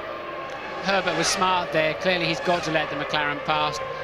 The flags were already waving at him, blue flags, but he chose to do it in a place where they both lost the minimum amount of time, especially himself. So Johnny, the old hand, able to release Häkkinen without giving away too much in his pursuit of Mika Salo. But a little, as you can see, but now Salo has got the same problem, but he can let Häkkinen get through as they break up into turn one. Salo will then just blend out the throttle a little bit down this straight and let Häkkinen have the inside line. That way Salo stays on the racing line and gets good drive out of the corner because his tyres are clean, and that keeps his gap back to Herbert. Yeah, he needed to do that to prevent Johnny Herbert closing up on him. And I was saying, I'm keeping my fingers crossed for Jaguar because they've had so many hard times this season, as we see a replay of Häkkinen going past the Ferrari engine. So it's a Petronas engine officially, but it's a Ferrari engine in fact of Mika Salo Sauber. And you're watching a really brilliant race, brilliant drive by Mika Häkkinen, who certainly lost none of his form. But I was talking about Jaguar. They've had so much hard luck, with 3 retirements for Eddie Irvine, with 4 retirements from the first 9 races for Johnny Herbert, only 1 points finish. And people don't realise, they say it was the Stewart team last year and Johnny Herbert won for Stewart at the European Grand Prix at the Nürburgring. Why can't Jaguar take it on from there? Well, it's virtually a completely new team in terms of personnel at the top, and the infrastructure is largely changed as well. And it's a very, very difficult thing as we ride with Rubens Barrichello. Now he is closing a little, but only at about 0.2 of a second a lap on David Coulthard, who is second, and he is 32 seconds behind Coulthard, and he is 47 seconds behind Häkkinen. Yes, that's the first time in 35 laps that Barrichello's been faster than either of the 2 McLarens. As it happens, he was faster than both of them. But remember, they are going through the traffic. They're going through the back markers. So Häkkinen leads by 15.4 seconds from Coulthard. Barrichello 46.9 seconds behind Häkkinen. Salo, Herbert and Button in close formation to round out the top 6. We'll be back very shortly.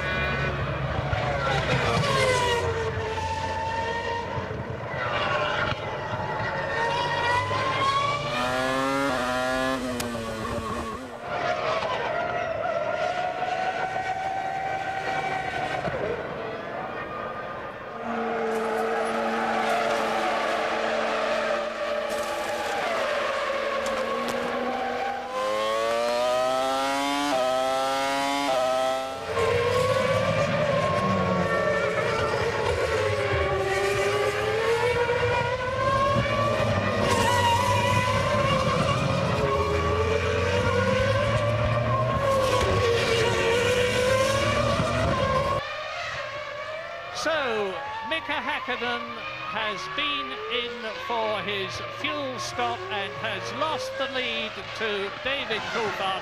Here is a replay of Mika Häkkinen coming into the pit lane. And at the time he came in, he was about 18 seconds ahead of David Coulthard. Yeah, it's looked a pretty solid stop. I thought they were struggling a bit with the vent hose on his left-hand side of the car, but a reasonable stop considering it's a one-stopper.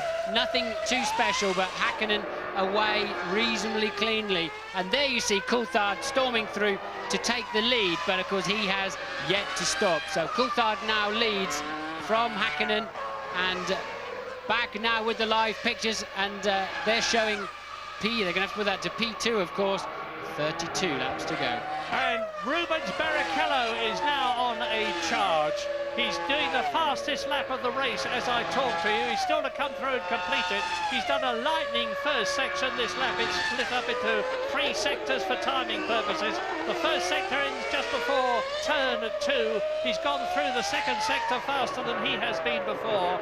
But the gap between him and Mika Häkkinen is still some 30 seconds. Coming down now, it's 20 seconds as a result of Häkkinen's stop, and Barrichello has yet to stop himself. Yes, Barrichello's done his fastest lap of the race rather than the fastest of a 1:12.5, but that's just normal sort of cruising around McLaren pace at the moment when they were trying to just save the engine a little bit. So now Coulthard, if he's got a few extra laps of fuel in this car, probably explains why he wasn't able to stay with Häkkinen earlier on. The traffic certainly hasn't fallen well, and he hasn't taken it as well as Häkkinen, but Häkkinen quite clearly in any event has more speed around this racetrack. But Coulthard leads the race, and he's got low fuel. He must be doing for fuel in the next few laps, and he should be able to pull some of that deficit back that he had on Mika Häkkinen.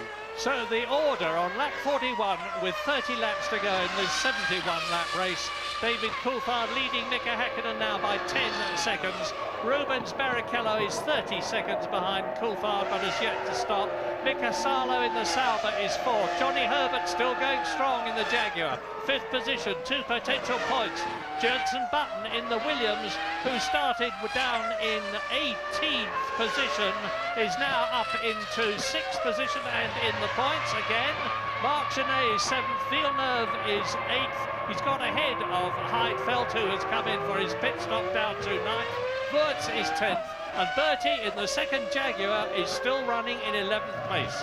Yes, and if you didn't see the start of this Grand Prix, there was an accident in the first corner that immediately eliminated Michael Schumacher, Jarno Trulli and Giancarlo Fisichella. Others had problems, had to stop for wings and little bits of suspension, notably Ralf Schumacher. So then allowed the tail enders really to find their way through, thread their way through the carnage in the middle of the pack. And now look, Coulthard has to come in for his one and only stop of the afternoon. And that's why you have Herbert, Button and Genet, for example, in 7th place right up the field, because they were able to leapfrog. And instead of a red flag scenario, I think wisely they just chose to use the safety car, because the marshals cleared the racetrack with great efficiency. Yeah, they did a great job. Charlie Whiting is the race director. He's the man who has to make these decisions, and he invariably gets it right. An enormously experienced chap, ex-chief mechanic at Brabham, and he's had various other jobs. And now Mika Häkkinen is going round with David Coulthard coming in. Now Häkkinen took 11.8 seconds on his stop. David Coulthard is now 11.6 seconds ahead of Häkkinen in the race on lap 42. Häkkinen will retake the lead, and it will run through that way to the end of the race unless, and it's a big unless, there is a problem for one of the 2 McLarens. And Rubens Barrichello is still 3rd. In comes Coulthard. Yes, current leader then, Coulthard in for his stop of the afternoon, James.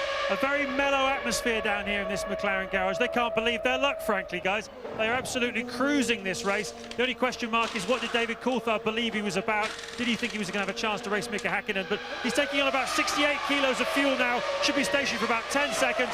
Very smooth, very nice, very McLaren. Well, he gained 2 seconds on Mika Häkkinen on the pit stop there, but it's not going to be enough. He's coming out at the mandatory 80 kilometres an hour. One thing he has got to do is just mind this nasty little right-hander onto the track, no problem at all. That's caught a few drivers out over the years coming around there, but he's up and running. But once again, and the 2 Ligiers. Sorry, the 2 Prosts. There's the pressure of the occasion. That's a Lacey and Heidfeld. I don't know what's happened, but it's the... I mean, poor Alain Prost, as if he hadn't got enough pressure on him. In this vital race, these 2 drivers appear to have come together. And we saw in the last race Alain Prost nearly throwing a fit in the pit lane as the gantry camera caught him. Here it is. That's too late. Whoever was coming in second there, which is Jean Alesi, was coming in too late. That one has got to be firmly on Alesi's shoulders, and he's still trying to drive away with one wheel hanging off. But no, it's just too late in there. There's no way he could have expected Heidfeld to yield in that situation, and he was nowhere near close enough. Now, here is a problem.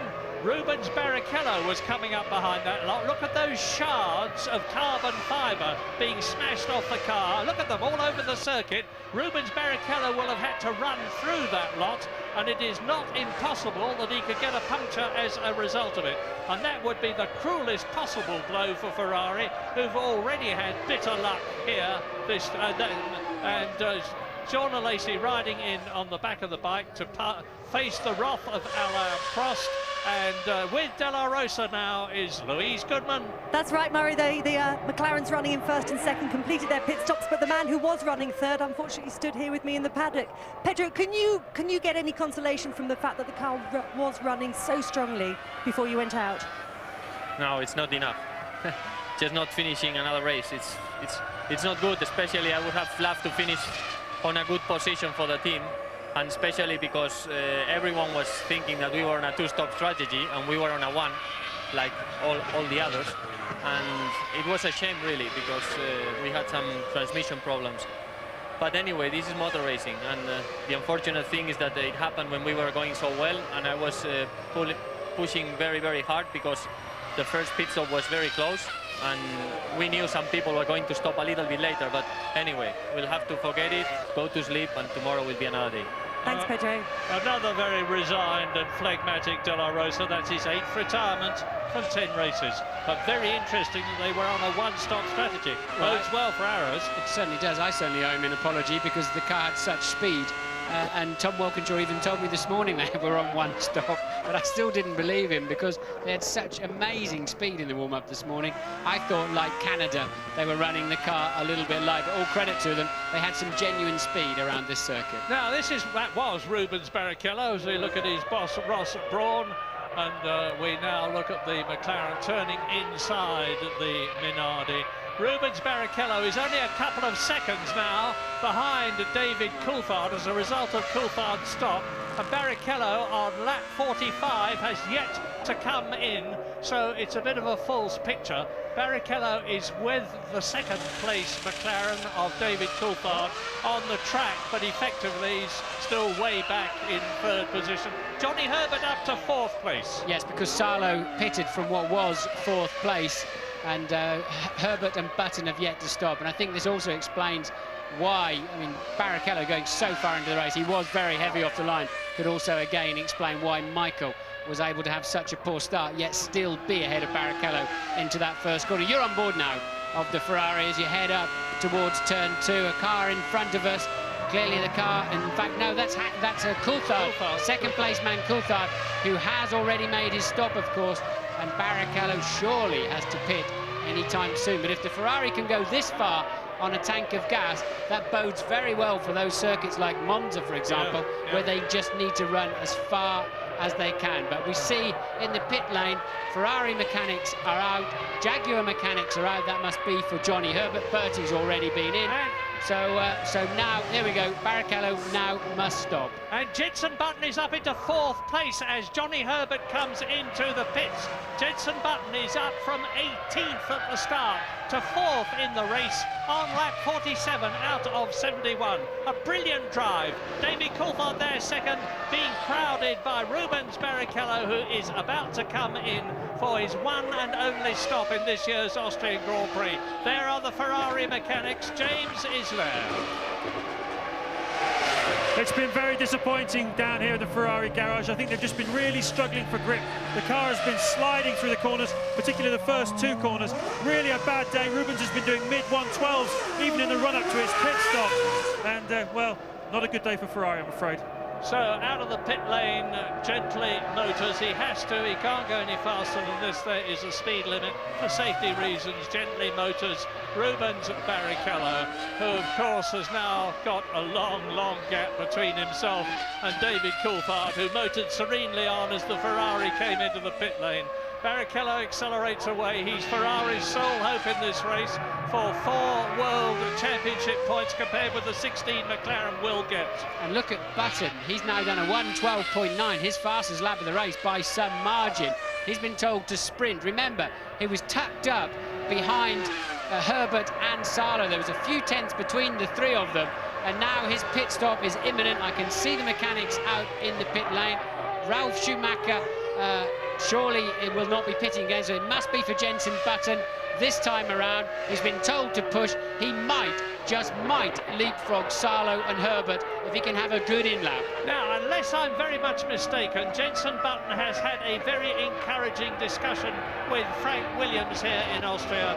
It's not necessarily so encouraging that it'll mean he'll stay with Williams next year instead of Montoya, the Colombian, who's expected to take his place. But Frank Williams and Patrick Head are delighted with the Englishman. They've got him under long-term contract. There's no doubt that if Button is not with Williams next year, he will be with somebody else. And into the pit lane he comes from 4th position. Now, he's got Jacques Villeneuve at the present moment, just a few seconds behind him. Villeneuve goes through and takes 4th position. Villeneuve yet to stop, but here comes Button into his garage now. Just gently runs into the front jack. That's exactly what he should be doing. He's right on his mark, so the mechanics can easily manoeuvre around the car, moving the wheel. The fuel stop was short, of course, not so far to run to the end of the race. So a great stop for Button. That could just put him into a net 4th place, Murray. Yeah, but there goes Wurz through. Now, Wurz was a lap adrift on Hakkinen, and I reckon that he's moved up into 5th position, and Jenson Button will therefore be down to 6th if I'm right. Yes, but Wurz hasn't stopped yet, and nor has Jacques Villeneuve. But let's do a current 1 to 6 until it shakes out after all the pit stops. Mika Hakkinen leads David Coulthard by 17.1 seconds. A further 26 seconds down the road is Rubens Barrichello, and then it's Villeneuve, Jenson Button, who we've seen just pit stop, so the computer hasn't caught up with that yet, then Alexander Wurz, Salo and Herbert, who have stopped, are down in 7th and 8th at the moment. Another lap from now, we should be getting the true picture. Well, if Hakkinen wins this race, he's still going to be 8 World Championship points behind Michael Schumacher as they go to the 11th race in Germany at Hockenheim in 2 weeks' time, and we go to a break.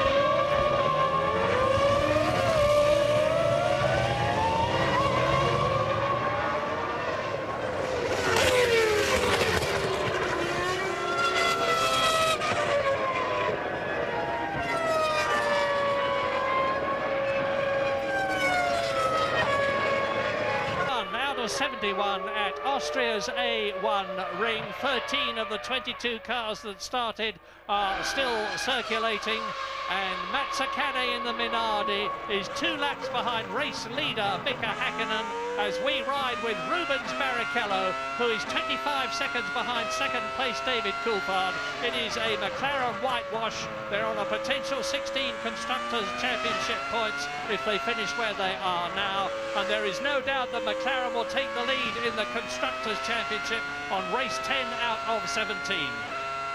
Let me give you a 1 to 10. It's quite interesting. At the front, it's fairly predictable. It's Hakkinen now 18 seconds ahead of Coulthard, who's a further 25 seconds ahead of the man you're on board with now. And then Villeneuve had a great stop and managed somehow to get out in front of Jenson Button, who did leapfrog Salo and Herbert with those 2 or 3 great laps he did before his pit stop. So all changed there. Villeneuve, some kind of stunning in-lap and pit stop, has got him up into 4th place. Louise is with Lacey. I am indeed. Jean, both Prost drivers out in the same accident. Tell us your side of the story. We were in 2 different strategies. Nick went out just in front of me with the full tank. I had the competitive car at this moment of the race, so I tried already once to overtake him. We touched each other already once.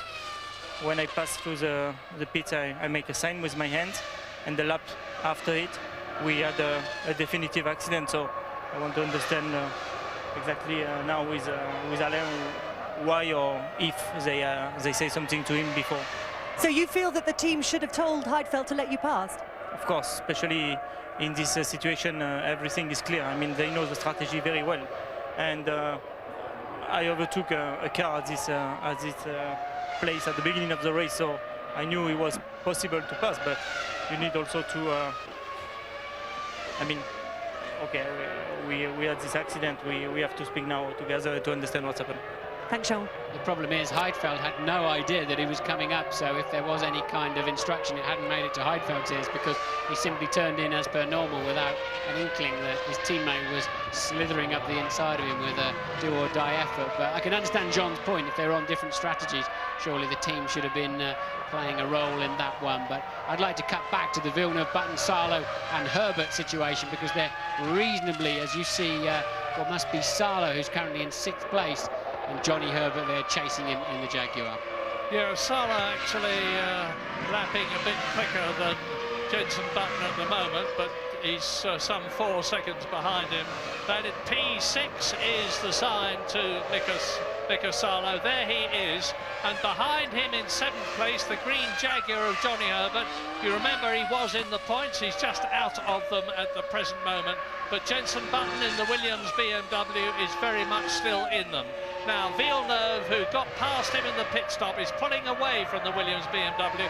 I was going to say that Jacques Villeneuve would be an extraordinarily difficult bloke to get past, particularly by somebody who's as comparatively inexperienced as Button is, fine a season as he is having. Well, Villeneuve is pulling away. He's 2 seconds ahead of Button now, and he's lapping, of course, slower than Rubens Barrichello. Only 3 people, Hakkinen, Coulthard and Barrichello, are on the same lap, and Mika Hakkinen is lapping about 0.4 of a second slower than Rubens Barrichello at the moment. Some kind of stellar drive from Villeneuve actually up there into 4th place. Remember in that melee in the first corner, he really did lose out quite badly. I can't remember, I think he was 14th or 15th when they took the safety car away, so he's made his way through the field. Others have had problems, and then a stellar pit stop, and Villeneuve in a very strong 4th place, and Button, we think, has gone off. Button has run off onto the grass as he goes wide again, so Button's made a mistake in the last corner. Yeah, and he's got Salo right behind him. There is Button in 5th position, Salo in the Sauber right behind him as they come up to turn 2, and that's where the Schumacher brothers had a gigantic battle respectively in the Ferrari and the Jordan a couple of years ago, and Johnny Herbert is right up behind Salo. So you're looking at the battle for 5th, led by Button, with Salo sandwiched between the 2 British drivers, Button and Herbert in the Jaguar. and there's everything to gain for all of them. Button wants those 2 points, so does Sarlo, and especially Johnny Herbert, to give him the first points for Jaguar and the team's second World Championship points this year. Yes, Johnny Herbert in the worst possible place to finish a Grand Prix, and that's 7th, but he hasn't finished yet. And certainly Button, we think he ran, we're hoping to see a replay, he ran very, very wide in the last corner. The Williams pit are ready with a new nose, but I would imagine they'll only bring him in if he has a problem, which he doesn't appear to have at the moment. I would imagine that's a precautionary situation with regarding to the Williams pits. With so relatively few laps to go, it would be crazy to bring him in, and I can't see anything wrong with the nose. I think his team will be there ready just in case. Well, disappointing for McLaren and their sponsors that we're not seeing more of Hakkinen and Coulthard, but it's a very wise decision by the television director, because this is the excitement. The McLarens are way out on their own, because there is the nose cone ready for Jenson Button's car, number 10. There is Jenson Button's car, number 10. Doesn't look to be suffering too much at the present moment from as far as I can see. And that is Jacques Villeneuve running wide, and that's what caused Button's problem, as he was tucked up right behind the BAR as they came round turn 8. That's about a 135-mile-an-hour corner.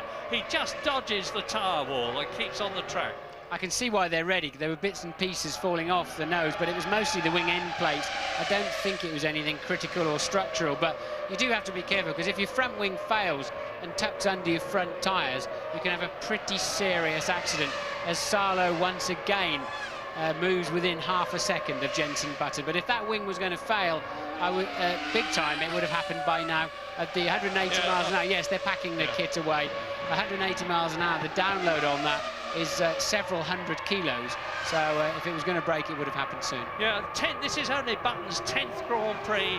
He only had one season of Formula 3 behind him. He was 3rd in the British Championship last year and was 2nd at Macau. He won the Formula Ford Championship the year before. So this is only his 3rd season of single-seaters and only his 10th race in Formula 1. And he's undoubtedly been the find of the season, and one of the best for a very long time. And that's endorsed by Frank Williams as Mika Hakkinen goes through to complete his 57th lap. 71 laps in the race. He's coming up behind Jacques Villeneuve, who is in 4th place. And there is David Coulthard. Sorry, David Coulthard in 2nd position, and Villeneuve, of course, has long since been lapped by Mika Hakkinen. Now he's lapped by David Coulthard. The gap between the two McLarens is just under 16 seconds. Yes, the McLarens have now dropped about 1.5 seconds per lap to match the pace of Barrichello. They've got enough of a margin. They don't have to push. Hakkinen, having built himself a margin over Coulthard, is now paying attention to his pit board, telling him to ease it a little bit. He's now dropped back into the 13s and 14s, as has Coulthard, and that was Barrichello's pace anyway. Yeah, Barrichello, as we watch Jacques Villeneuve in 4th position, he's been lapped. Barrichello's having by far the best season he has ever had.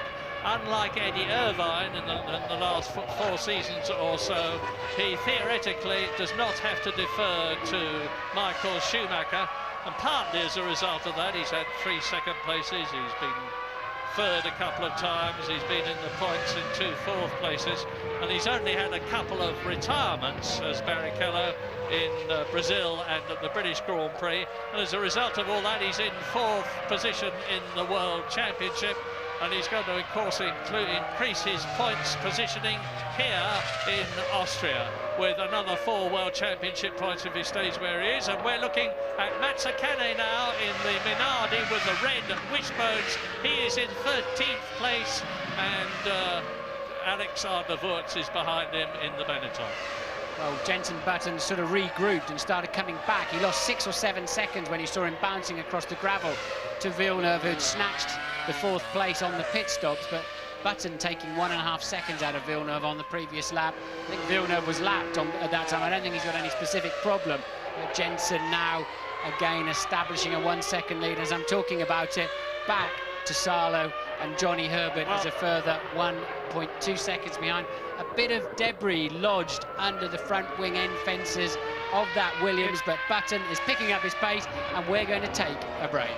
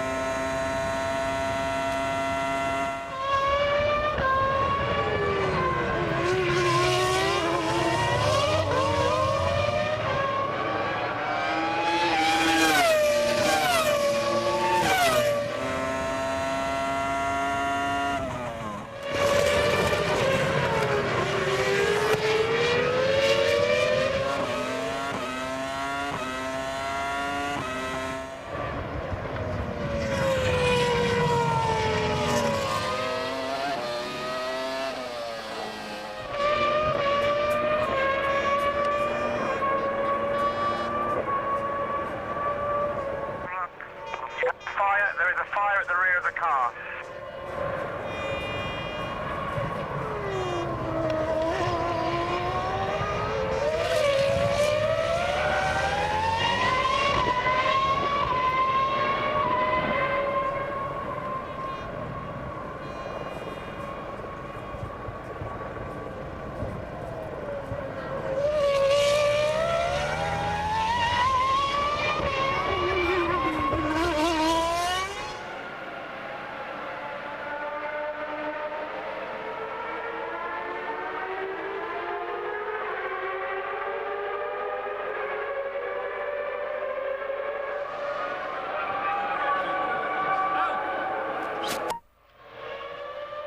We ride with Rubens Barrichello there, and you see him in the background coming up behind Mazzacane, who is 13th, and Barrichello goes through on the inside.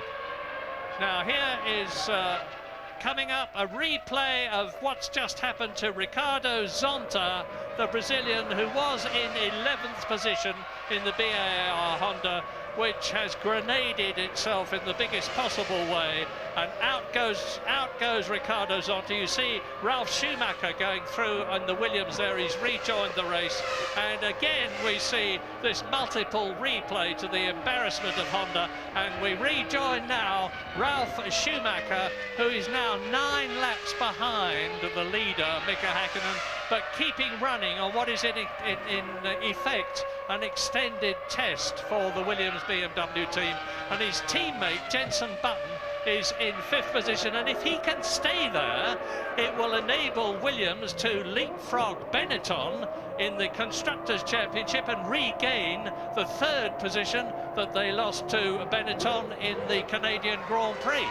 No idea why Mazzacane had to stop and go. Could be pit lane speeding. I don't think he's been anywhere near on the track to be able to... and this is a replay of Ralf Schumacher, who is running last and some 9 laps behind the leader, just out for an afternoon sport, having managed to spin off as well, just for good measure. And Zonta, look, just about getting hit on the head by the... And, yeah, thank you. Well, there you go. It's catching, isn't it? Yeah. And he's, I mean, damn thing nearly hit him on the head, didn't it, with the shovel of the tractor? So, Mika Hakkinen, here he is, lap 63, 71 lap race. Well, I say again, people were starting to write Hakkinen off, the very determined, phlegmatic, experienced Finn. Rubens Barrichello is cutting into, at the rate of about 0.4 of a second a lap, David Coulthard's lead, which is now some 26 seconds over him.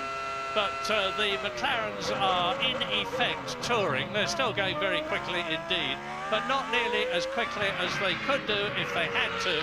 And you will have observed that although there are dark storm clouds overhead, The majority of the sky is blue, the track is dry, there have been no adverse weather problems for the drivers and us to contend with in the Styrian Hills here in Austria. Ralf Schumacher's decided to finally call it a day and parked in the pit, but up at the front end, Coulthard keeps nibbling away at the lead of Häkkinen, and Häkkinen responds, but between them they're pegging Barrichello in third place quite nicely. Villeneuve in fourth is a full 54 seconds behind third place man Barrichello, and really then Button another 7 seconds down. Salo and Herbert still in reasonably close company. Yeah, Button's continuing to drive a cracking race in his efforts to catch fourth place Jacques Villeneuve, because he's pulling away from Mika Salo, who is in sixth position, and are going to score points again for the Sauber team, having already done so twice this year. In fact, he's actually done so 3 times this year, but he was disqualified from the Australian Grand Prix because of a technical infringement, no fault of his. But Jenson Button is crowding on extremely well. He's been lapped. There's only 3 people on this, the 64th lap at the present moment, and they are, well, Häkkinen, Coulthard and Barrichello. And we've been looking at this bird in its nest for most of the weekend. The producer seems to have a fixation with it. As you can see, it's in the corner of the Ferrari garage. Amazed that he managed to get a pass out of Bernie Ecclestone to get in there, but I guess the action on the track is not that exciting right now, so we're seeing the bird tucked up in the corner of the garage, but Häkkinen probably thinks it's quite exciting from where he's sitting, as he once again buries his foot onto the brake pedal and turns that McLaren, which really, they have been the class of the field this weekend, haven't they? Michael Schumacher was shaking his head. He just couldn't get that Ferrari on the pace, and just how near he was managing to make it for the near the pace for the race, we never got a chance to find out with that silly incident in the first corner. But Häkkinen certainly has been in a class of his own. Well, he may have a cosy little nest in the corner of the Ferrari garage, but if I know Formula One as well as I think I do, there's going to be quite a substantial rental. Lap 65, Mika Häkkinen goes through to complete it, and into his 66th lap now. He's only got 5 laps to go in, I was going to say, what will have been a magnificent comeback. That's silly, really, because Mika Häkkinen has certainly never been away, nor has Louise Goodman. She's down there in the pit lane. I am, and indeed with Ralf Schumacher. Ralf, one way or another, a pretty troublesome race for you today. Yeah, I think it was a weekend to forget, or a day to forget. I mean, at the start, it was a bit bad luck. You know, I was on the wrong side, basically, and got stuck. Then we had a brake disc problem, so I had to come in. We had to change the brake disc. I mean, it was a whole big mess this weekend. You were 8 laps down. Why did you ever keep going in the first place? It was just a decision taken by the team to keep on driving, see what we can do and what the car's like. That was the only reason. Thanks, Ralf. Well, not a good day for the Schumacher brothers. By far the most successful set of brothers that have ever taken part in Formula One. There are 7 sets of brothers, the Fittipaldis, the Stewarts, the Rodriguez brothers. I can't remember all the others off the top of my head. But Schumacher, Michael and Schumacher, Ralph, have been quite outstanding as siblings in Formula One. And Mika Häkkinen is quite outstanding here. He's driven an absolutely immaculate race. I can find absolutely no destructive criticism of it at all. He started from pole position. He's led all the way, except for when he came in for his sole pit stop when his teammate David Coulthard took over the lead, which Mika Häkkinen regained when Coulthard came in for his stop. And it looks as though it is going to be the 16th career win for Mika Häkkinen, and it's going to be the second only. It's only going to be the second win this year. He won 5 times last year, and that chap's been tottering about with that finish flag, to my certain knowledge, for 4 hours, because I was watching him do it this morning. Now that you put the Murray Walker curse onto Mika Häkkinen, Coulthard is eating into his lead. It's now down to 11.1 seconds, but without doubt, Häkkinen is now enjoying the fruits of his afternoon. Earlier in the race, when he eked out that advantage with speed and with good use of the traffic, and Barrichello making his way through the back markers. I think Mazzacani, who's just being lapped again, actually got his stop-and-go penalty for not moving out of the way. We see him on the computer having had blue flags waved at him, so he was penalised, soon got out of the way that time, as Coulthard does a new fastest lap of the race by a long, long way. It just shows you the kind of pace those McLarens could have had this afternoon. He's done a 1:11.7. So Coulthard deciding he's going to have a bit of fun at the end. As long as he doesn't fall off, he'll be okay. And he's now just 9 seconds behind Häkkinen. And that is an average speed around this 2.7-mile circuit of well over 134 miles an hour. Not just a maximum speed somewhere, an average speed round the whole circuit. And he's been doing speeds of up to 190 miles an hour at turn 1 and down to 45 miles an hour on turn 2. This circuit is in effect a series of straights with 2 or 3 very, very tight and slow corners. It's a killer on brakes. I'd imagine the McLaren pits will be on the radio saying, have a word with yourself, David. What are you doing so close to the end of the Grand Prix? Häkkinen, you know, if you get there, you've got to pass him. Häkkinen can surely pick his pace back up again, but David obviously comfortable that he's can handle that kind of pace without falling off the road. He's got 27.5 seconds, look, back to Barrichello, and now he's stopped it. He's a 1:14.4. I think that was David just demonstrating, hey, look, this is what I could do if I really had total freedom this afternoon. There's Mark, who is Mika's bald-headed, like me, Finnish-speaking physio, standing as ever with Eija, who is Mika's wife, while they watch their man's progress around this circuit, this magnificent, victorious progress. James, you've got something to add? Yeah, Coulthard got a board there from the team saying easy. I just wonder whether in the early part of this race, you know, when they were hanging the boards out to both drivers saying easy, shift, revs, etc., and Häkkinen was ignoring that, just going faster and faster. I wonder if he was just trying to put pressure on Ron Dennis to say, look, we need team orders here. Tell DC he's not going to attack me, he's not going to race here. I just wonder whether that's gone on over the radio during the race. I just wonder whether that lap of DC's wasn't just a little bit of frustration. What do you think, Martin? Well, David's certainly short-shifting plenty early enough at the moment as we move into these last few races. I think they were reasonably clear what they had to do as a team. As I said at the beginning, they had a fairly major problem. They needed to handle Ferrari as team players, yet they're both up for the World Championship. And as I expected, when David put the 11.7 in, the team immediately going to tell him just to sort himself out and not bother at this stage of the afternoon. I don't think that there was anything between them to say, hey, he's going to win the race and you're not, or anything like that.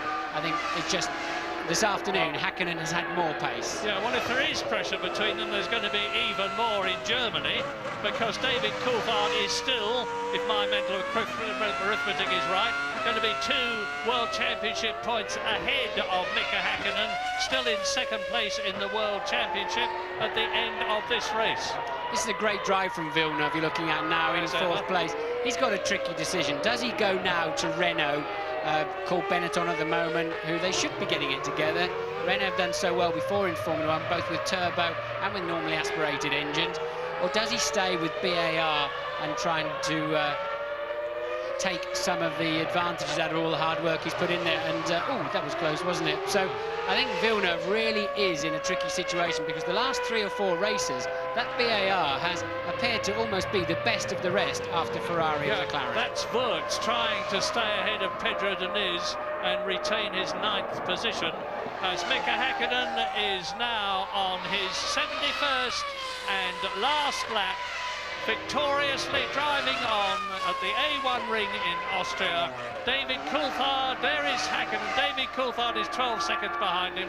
Rubens Barrichello is catching both of them, but it's academic. He's in 3rd place, 30 seconds over behind Häkkinen. Villeneuve, that magnificent 4th. Button is going to be in the points because he won't have to do the 71 laps on account of the fact he's been lapped. And Mika Salo is going to score a point, and Johnny Herbert is just going to miss it in 7th position. So in the closing stages of the Austrian Grand Prix, up to turn 7, comes Mika Häkkinen at about 130 miles an hour down to turn 8. And in Austria, Mika Häkkinen crosses the line to win his 16th Grand Prix.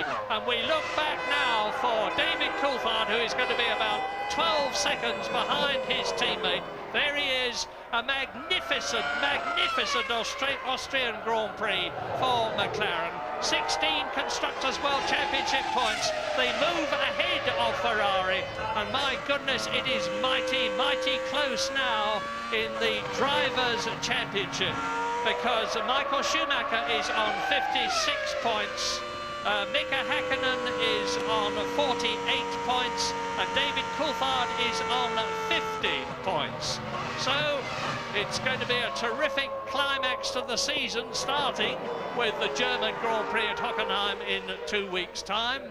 But to say again, the best possible situation, and that's for the 4th time this year for McLaren, because they achieved a 1st and 2nd at the British Grand Prix and at the Spanish Grand Prix 2 weeks ago in France, here today in Austria. 16 points times 4 from those 4 races alone.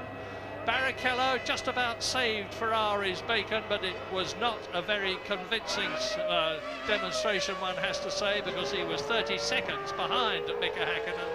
And Villeneuve, who was 4th, was lapped. Button, for the 3rd time this year, scores World Championship points by finishing 5th after having started 18th. A terrific drive.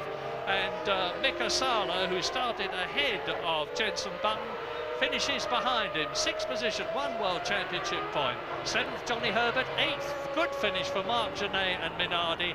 9th, Pedro Diniz, so both the Saubers were in the top 10. Alex Wurz, the sole Benetton, in 10th position. Luciano Berti finishes, only lapped twice in his first Grand Prix, and that was for Jaguar. Both the Jaguars therefore finish, and that is an excellent achievement after the problems they've been having. Last one to finish, 3 laps down, Gaston Mazzacane from Argentina in 12th position. And James? Well, I tell you, Murray, Ron is very, very happy. You've got your world champions, got his magic back. A tremendous day for the McLaren team. Yes, good. Very good. Very happy. Great for the team, everybody back home. And I think it's, both drivers just did a great job. You had to hang a few boards out to them to tell them to slow down at several stages. Did you at any stage you tell them to hold station, or were they racing each other all the way? No, they once Mika had enough lead over David to manage anything that could happen in the pit stop, we slowed them both down. But they drove very well together, and it was hard for us to see them race so hard at the beginning. But once it was optimum gaps, then there was no sense to race each other, and very pleased for them both. Big party in Woking tonight. Well done, Ron. Thank you. No change in the top 6 in the Drivers' Championship, but now just 8 points covers the first 3. Michael Schumacher 6 points ahead of David Coulthard, who is still 2nd, but Mika Häkkinen in 3rd position, 48 points, 6 behind Michael Schumacher, 2 behind David Coulthard. It's going to be a terrific finish to this World Championship Series. And we've still got the German, Hungarian, Belgium, Italian, the American Grand Prix at Indianapolis for the first time on September the 24th, and then off to the Far East for Japan on October the 22nd, and Malaysia, which is finishing the season, the 17th race on October the 22nd. And I confirm that McLaren are now leading Ferrari by 6 World Championship points in the Constructors' Championship, having taken 2nd place to them all the way up to now. And Williams have passed Benetton to 3rd. Surely Schumacher can't lose this World Championship again this year. He was running away, wasn't he, so easily at the beginning of the year. McLaren seemed to have no reliability. Coulthard lost his points in Brazil. It just seemed so easy for Michael. Now he's got 2 McLaren drivers ganging up on him. They're just 2 points apart and 6 and 8 points behind him. So Michael really has got his hands full. But worse than that, Murray, the McLaren at the moment is a faster race car. In qualifying, I don't think there's much in it. Overall, at the various circuits, but in the race, the McLaren is faster. Yes, we have to remember that Michael Schumacher is a superlatively good driver, and he can normally make up for something. The Ferrari is undoubtedly closer to the McLaren than it was last year. I mean, here last year, the two McLarens were a full second faster than Ferrari in qualifying, and that was a long way from the case today. But as you rightly say, the McLaren-Mercedes combination is better than the Ferrari chassis and Ferrari engine combination. And it's going to take an awful lot of work by Ferrari to get closer, because once the season has started, it is so difficult with testing and 2 weeks gap between each race and having to go to the next race to develop faster than the team ahead of you. What was significant is when McLaren went to Ferrari's test track in Mugello last week, Panis, the test driver, was quicker both days than Michael Schumacher in the Ferrari, where he uses the car quite a lot. So Ferrari will have to regroup, they'll have to come back with something stronger. They've got Ross Brawn and Rory Byrne and a host of brilliant engineers at the Ferrari factory. Surely they can come up with something. They need to now, otherwise I can't see them being able to defend. I can't see Michael being able to defend the onslaught of Hakkinen and Coulthard. No, neither can I. Talking about Olivier Panis, incidentally, who's done such a superb job as test driver for McLaren this year, I would not be at all surprised to see him back in Formula One as a competitor next year, perhaps for the Arrows team. That's my tip for the future. Let's see whether it works out. It's a very happy Hakkinen. And I mean, the story that because of her pregnancy, Mika Hakkinen was losing motivation has proved to be so much nonsense. Big crowd here in Austria. They've seen an excellent race. It was a pity, frankly, that the potential battle between Schumacher, once he got past Barrichello, as he would have done, was beaten. But so you can see how happy Mika is, rejuvenated. You don't see him as ebullient as that. That's a sort of Schumacher stance.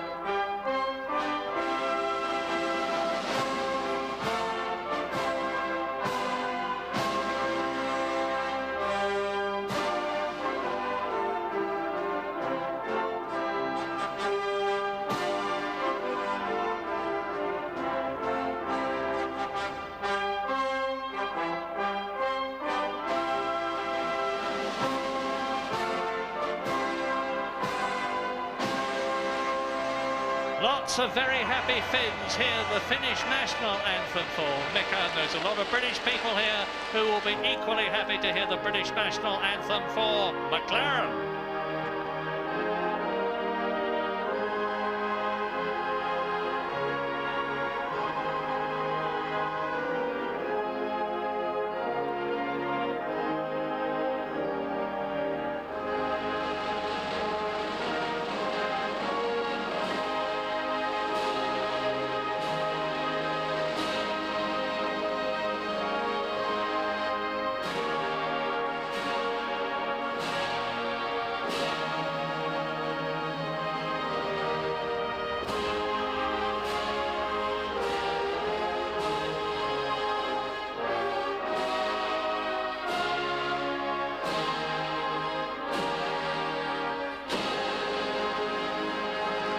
I see Dave Ryan, who is the team manager for McLaren. He's very rightly going to receive the Constructors' Trophy, but Mika Hakkinen gets the Driver's Award from Dr. Wolfgang Schüssel, who is the Federal Chancellor of the Republic of Austria.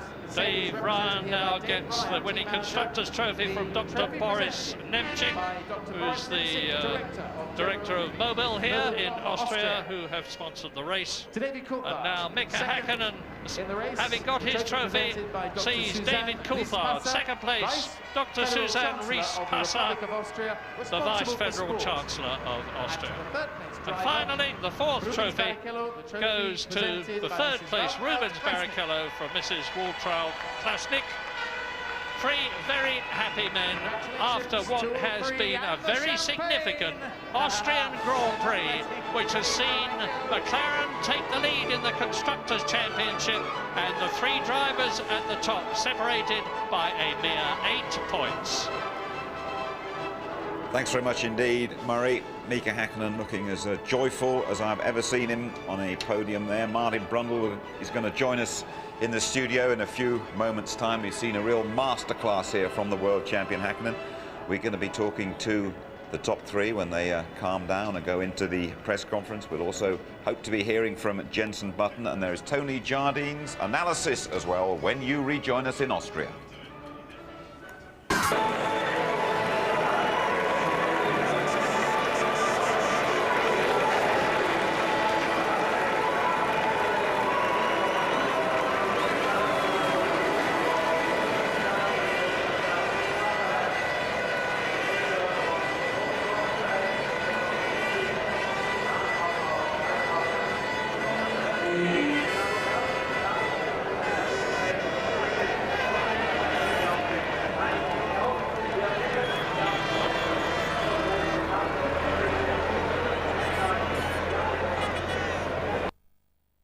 Afgewacht.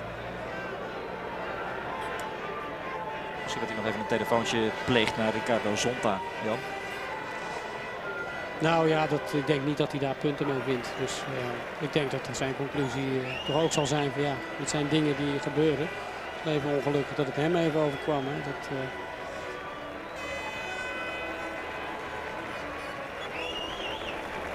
Voor de foto, Hakkinen, Coulthard en Rubens Barrichello. Ron Dennis belt even de uitslag door. Norbert Haug heeft een nieuwe zonnebril en dit is dan de uitslag van de grote prijs van Oostenrijk. Op kaart met toch wel verrassend op de 5e plaats Jenson Button. We moeten ook een pluim geven aan Jacques Villeneuve die terug was gevallen naar de 13e plaats, maar toch nog 4e werd. Salo scoort een puntje voor Sauber. Johnny Herbert dus net niet. Chenet ook aan de finish gekomen. Bij de Rodinis reed een anonieme race. Kwam één keer eventjes in de schijnwerpers door die stop-and-go penalty. Alexander Woods voor eigen publiek 10e slechts. En het wordt heel moeilijk voor de Oostenrijker. Die zien we waarschijnlijk volgend jaar niet meer terug in de Formule 1. Luciano Burti kreeg de kans omdat Eddie Irvine thuis zit met een blinde darmontsteking. En werd 11e. De Braziliaan en Mazzacane sluit de rij op de 12e plaats. En een groot leger dus aan uitvallers. Hier hebben we ze. Zonta, Ralf Schumacher, Nick Heidfeld, Jean Alesi, Pedro de la Rosa, ook Jos Verstappen. Moet gezegd, Frenze, Michael Schumacher, Jarno Trulli en Giancarlo Fisichella. Het zorgt er wel voor dat er nog altijd volop spanning is in de strijd om de wereldtitel. Waar Michael Schumacher dus nog altijd aan de leiding gaat met 56 punten. Maar zijn voorsprong inmiddels wat kleiner is geworden. Coulthard volgt op 6 punten en Hakkinen op 8. In het constructeurskampioenschap heeft McLaren de eerste plaats overgenomen van Ferrari. Staat Benetton nog wel derde. Williams heeft de derde plaats overgenomen van Benetton. Dat moet wel goed rekenen. En het team van BAR is opgeschoven naar de 5e plaats. En wij wachten op de persconferentie met Mika Hakkinen, David Coulthard en Rubens Barrichello. Het is droog gebleven in Oostenrijk. Gisteren niet, vandaag wel. Het waait wel lekker. Deze mensen proberen allemaal nog even een glimp op te vangen van hun matadoren. Top 3 finish in the 2000 Austrian Grand Prix. Mika Hakkinen, David Coulthard and Rubens Barrichello. Mika, many congratulations on a very dominant victory. The 16th of your career and your first since Barcelona. If I can just start by asking you about the start and in particular the first corner. Could you see anything from your vantage point on the track of what happened? No, I did not see what happened. I just saw what happened was going round the first corner. When I was heading for turn 2, they showed yellow flags, and I was a bit surprised why they showing yellow flags over there. But then later on, after turn 2, the team informed about the safety car, and it was impossible to really to see what happened. But then when I went next lap, I saw a lot of cars on the gravel, so I realized what happened. Now, early on in the race, you received a shift rev sign from your pit. What was that? Yeah, it's something what the driver doesn't necessarily want to sometimes see. It basically it means it's no point to rev the engine in the maximum RPM, so you don't have to take everything out of the engine. In that point, personally, I was not sure exactly was there a problem, or did they show me just it was no point to push. So automatically I did drop to RPM a couple hundred revs. But there had been no team orders at that point or anything like that? What? No team orders at that point? Sorry, I didn't hear that. Okay. Mika, look, well done. Thank you. David, you made a super start, equal with Mika, and then seemed to brake very hard into turn one. Look, did you change of heart going into there? Well, you have to brake hard for the corners, first of all, and being on the inside, then you never come quite sure exactly where the dust is and how much grip you're going to have. So I took it as far as I felt comfortable, and obviously Mika had the advantage because he was on the outside. So you just have to sometimes accept that you can't brake as hard and as late on the inside line as you can the outside. Simple as that. Mika pulled out a significant gap in the first stint. Did you have any problems? Because he then came back and set fastest lap right at the end to prove that you had the pace. No, not especially. I was, first of all, as you can probably imagine, quite happy with the outcome of the first lap, because that gave me an opportunity right away to close in a lot on Michael. And it became clear after about 8 or 9 laps that the extra fuel I was carrying initially meant that Mika was able to open up a slight gap. So then there was no real point to battle really hard, because I'm chasing a slightly quicker car at that point, and in reality I could have turned what was an easy 6 points into maybe nothing if we were really battling hard on the track. So I was quite comfortable to just today accept the 6 points, try and hope the car was reliable, which it was, and I said to the guys in the slow down lap, that's the car has finished every Grand Prix since Brazil, including Brazil, and I think that's fantastic reliability, and hopefully that'll continue for the rest of the season. You're now just 6 points behind Michael Schumacher. Are you thinking of the world title yet? No, I don't think there's any need to think about that. It's individual races that if you do well in all of those, then the reward for that is having more points than the others in a world championship. So I just want to look towards the next Grand Prix, and I think we'll be strong there. I think I'll be strong there, and try and get maximum points at that race. Well done, David. Thanks a lot. Rubens, you're probably the best qualified here to comment on the first corner mayhem. How did you see it? Well, actually, I didn't see very much. I saw that Michael came on the inside, and I didn't want to make any problem for him, because we teammates, we have to work together for Ferrari. All of a sudden, I was hit by somebody, and obviously I went out on the track on the gravel. And, I was lucky to survive then, and really I'm lucky to finish third today, because the car was undrivable until I came to the pit stop, and then we made a little bit of adjustment. And so the car, it was simply not what I expected, just because the floor was broken. And that's why you seemed unable to do anything about Pedro de la Rosa. Exactly. I was struggling with a very loose car at that point, and I was just hoping that things would change. It changed later on after the pit stop, but it was too late. Rubens, many thanks. Mika, McLaren have now taken the lead in the Constructors' Championship by 8 points. Good. We go to Hockenheim, a power track. You've got a very good engine. You must feel very confident there. There is all the reasons to feel confident, yes, to go to Hockenheim. All the past years we always have been very competitive over there and very quick. So we're going to go flat out. We are confident. Thank you, Mika, and well done. And now just a word from you and Rubens in your own languages, please. Nou, niet de meest opwindende persconferentie dit seizoen.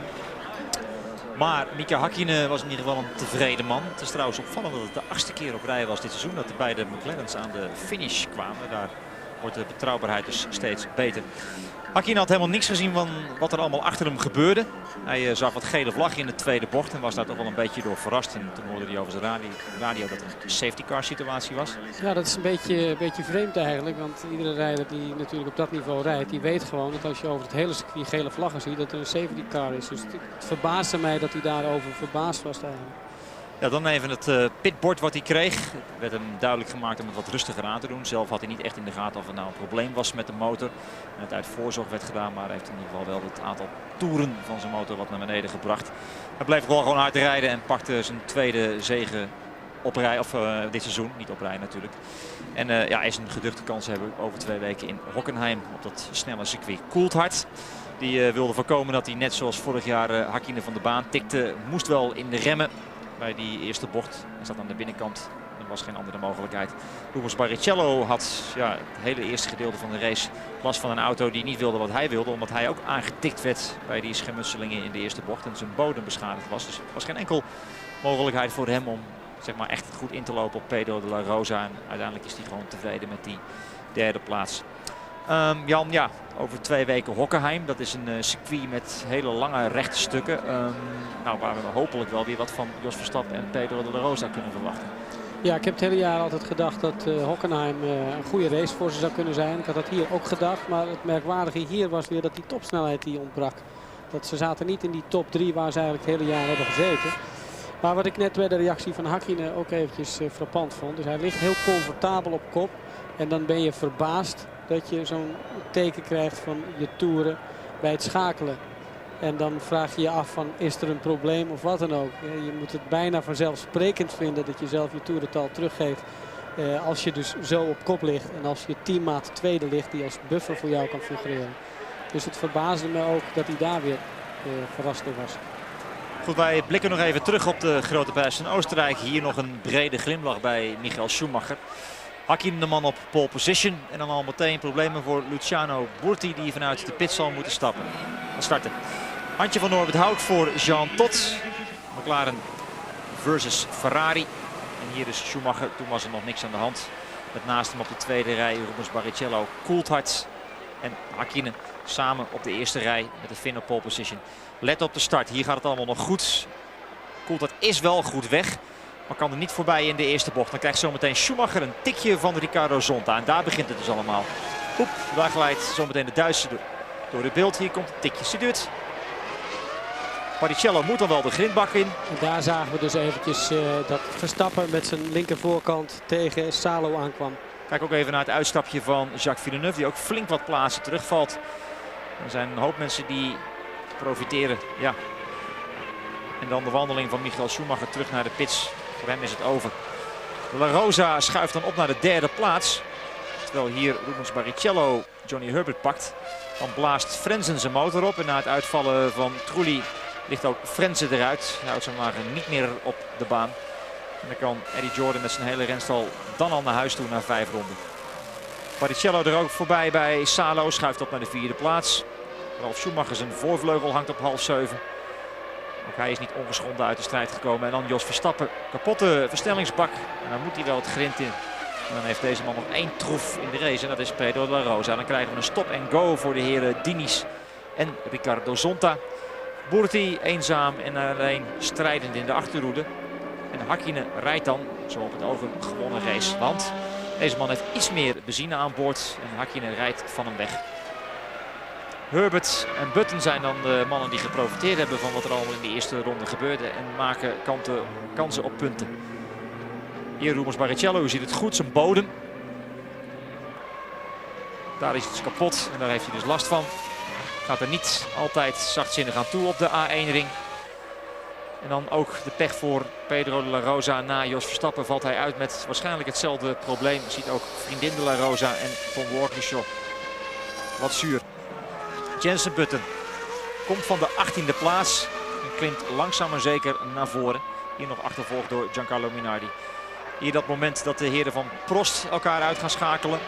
Kijk eens eventjes. Bargeboard van Alesi hier wordt aan flarden gereden door Nick Heidfeld. Die weigert de Fransman er aan de binnenkant langs te laten. Er zal nog wel even over nagepraat worden bij Alain Prost. Ja, die grijpt naar zijn hoofd. Hoe kan dit in hemelsnaam gebeuren? Jean Alesi en Nick Heidfeld. Dan weer terug naar Jenson Button. Inmiddels ligt hij op de 5e plaats. Beleeft hier even een bang moment. Komt naast de baan terecht, maar kan wel door. Dan het afscheid van Ricardo Zonta. Rosbron, ja, moet hij nou blij zijn met die 3e plaats van Rubens Barrichello. Het is het maximaal haalbare, want McLaren gaat de dubbel scoren. Hier nog even het gevecht om de 5e plaats. Maar Button houdt het voor Salo en Johnny Herbert. Dus is er toch applaus, ook van mevrouw Hakkinen. En heeft deze man alle reden om bovenop zijn bolide te klimmen. Want hij is de winnaar van de grote prijs van Oostenrijk. En heeft nog maar 8 punten achterstand op Michael Schumacher. Coulthard staat er nog maar 6 achter. Dus het wordt nog spannend, de resterende 7 Grand Prix van dit seizoen. De champagne smaakte goed voor Mika Hakkinen. Goed, iedereen kan naar huis. Onze volgende afspraak is dus over 2 weken. En dan zien we elkaar terug in Duitsland op het circuit van Hockenheim. En dat doen we vanaf vrijdag 14 juli. Namens Jan Lammers zeg ik u bedankt voor het kijken. Het was een aardige Grand Prix. Hier nog een keertje de stand te beeld. Kijk er nog even rustig aan en dan concludeer je zelf ook dat het nog heel spannend is. Tot over 2 weken in Hockenheim. Dag.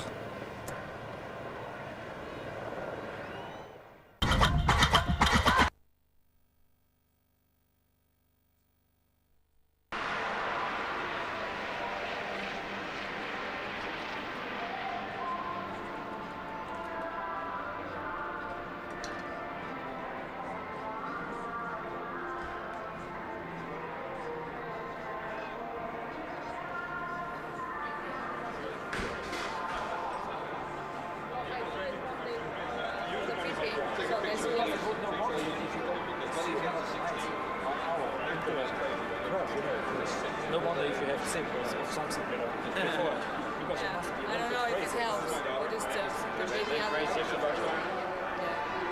They don't need. See that? You had more coverage on TV today than anybody else in the A. I got one from my New Zealand, so you look pretty happy with that. Could not be better. See you later. Austria has always been a big goal. Yes. We're going to have it.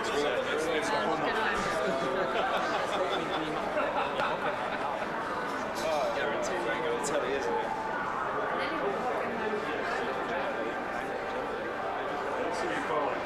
Nah, it's reading messages.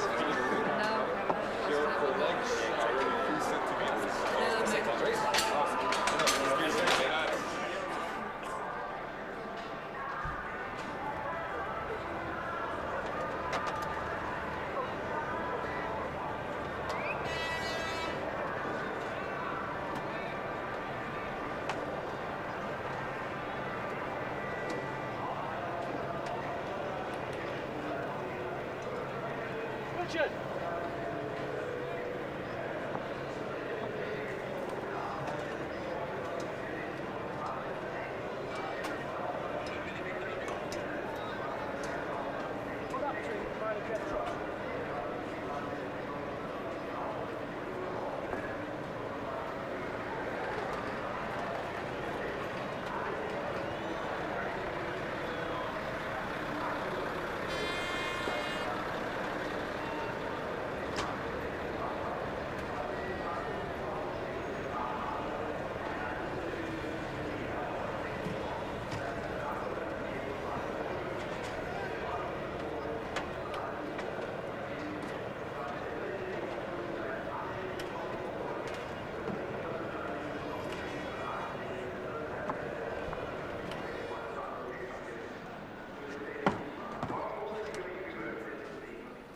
Ron Dennis, McLaren have retaken the lead in the Constructors' Championship this weekend. Mika Häkkinen's return to form. You must be an extremely happy man. It's a pretty good outcome to the weekend. I think we've worked hard, not just for this weekend, but for all the races leading up to it. It's psychologically, you know, we were well behind.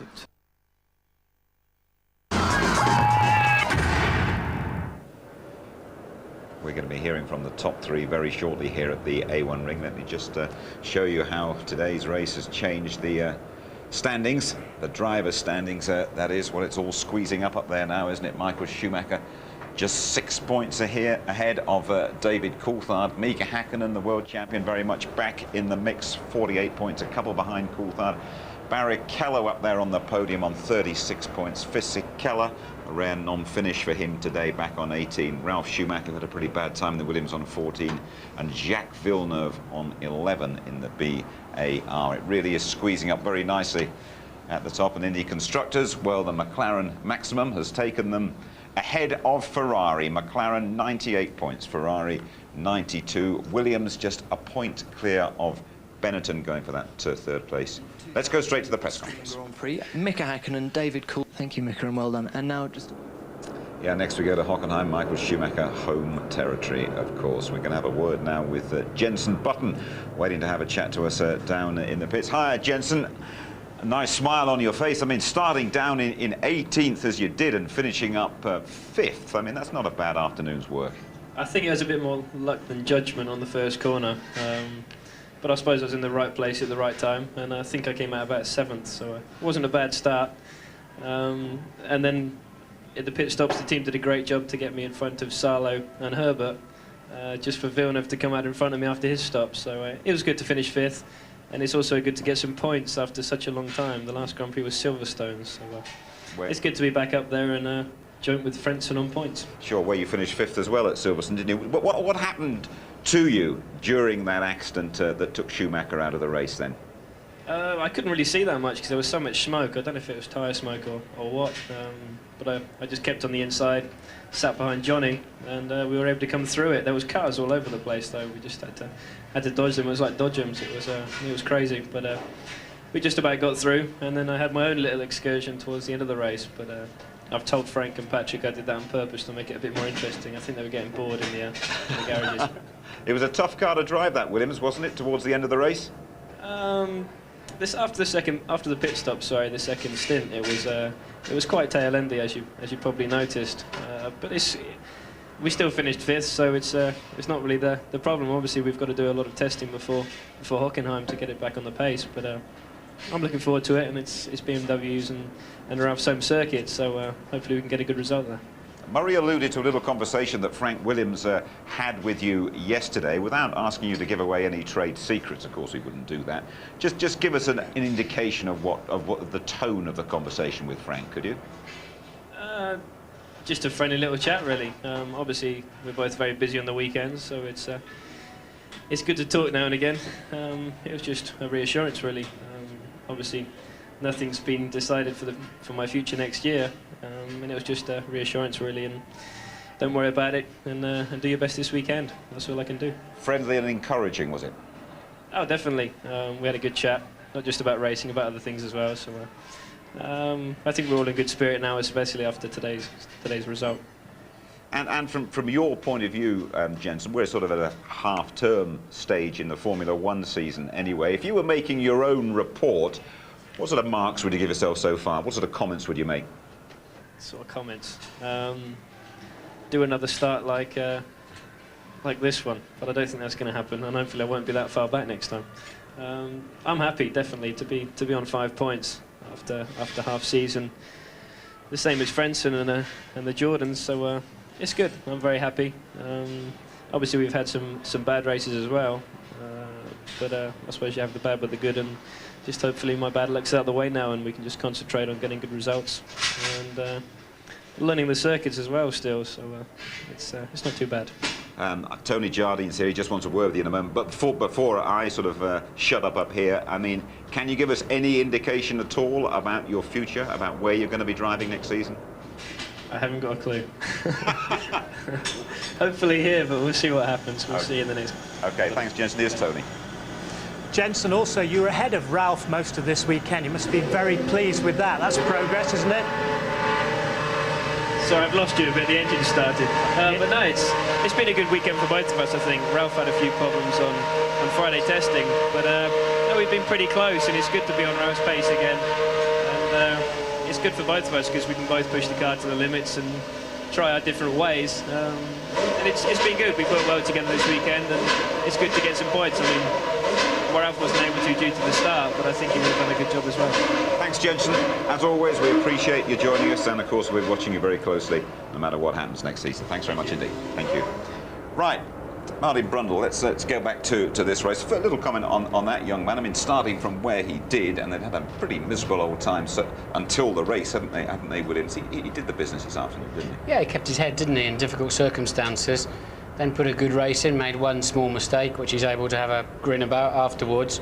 But otherwise, it was good. I mean, obviously, BAR managed to get Villeneuve out in front of him. Otherwise, I think he could have had a pretty solid 4th place there. But, I mean, McLaren are on such a roll at the moment, aren't they? Maximum points here, maximum points a couple of weeks ago. And Ferrari, well, will they be able to find something in the second half of the season, do you feel? Well, they've simply got to, haven't they, somehow. They've got enough people and they've got all the resources they need to do that. So, yes, I think they will find something. But what's to say that McLaren haven't got a few more tricks in their box yet as well? And you could see at the press conference there, the 2 McLaren drivers were, you know, they're really looking forward to Hockenheim, aren't they? And Barrichello was a bit reflective of, my car wasn't very good in the first part of this race, and he was 1.5 seconds off the pace, as we said. Seems like he may have had a damaged floor from the first. How he knows that, I don't know, because the drivers, you don't get much chance to look underneath your car when you're in Parc Fermé, but it's a good story anyway. But nonetheless, clearly Rubens has been fast around this track all through practice, qualifying, and the warm-up this morning. In the race, he had no pace at all, did he? So he was struggling for whatever reason. We'll look at the key instance in just a couple of minutes' time. But, you know, I was over there this morning in the media centre, and someone came out to me and said, you could bet your life on it. First corner, Schumacher's going to get taken off. Now, did it come as a great surprise to you, bearing in mind the shape of the grid, that happened? It was Zonta that ran into him. Zonta's traditionally started a long way down the field where you have to brake very early for the first corner because you get a concertina effect. His big moment had arrived, hadn't it? Zonta out-qualified teammate Villeneuve, right up with the big boys at the front. Up the inside, Coulthard was saying it's dusty up there, difficult, and he simply out-braked himself going in there and gave Michael a nudge. It just happens, as Michael said in his interview with us halfway through the race. I've done that enough time. We've all done that. It happens. You know, there's nothing you do. Your front tyres are cold, your brakes are cold, and if you go in a few metres too deep, you're just going to have an inevitable accident. And Michael was on the receiving end of it. I think once or twice per season, you're going to trip over somebody, or they're going to knock you off the road. Once or twice per season, your car's going to blow up or fail in some way. And Michael's going through those in quite a short space of time. Thanks very much indeed, Martin. We'll be right back with you, and we'll be looking at the key moments of the Austrian Grand Prix.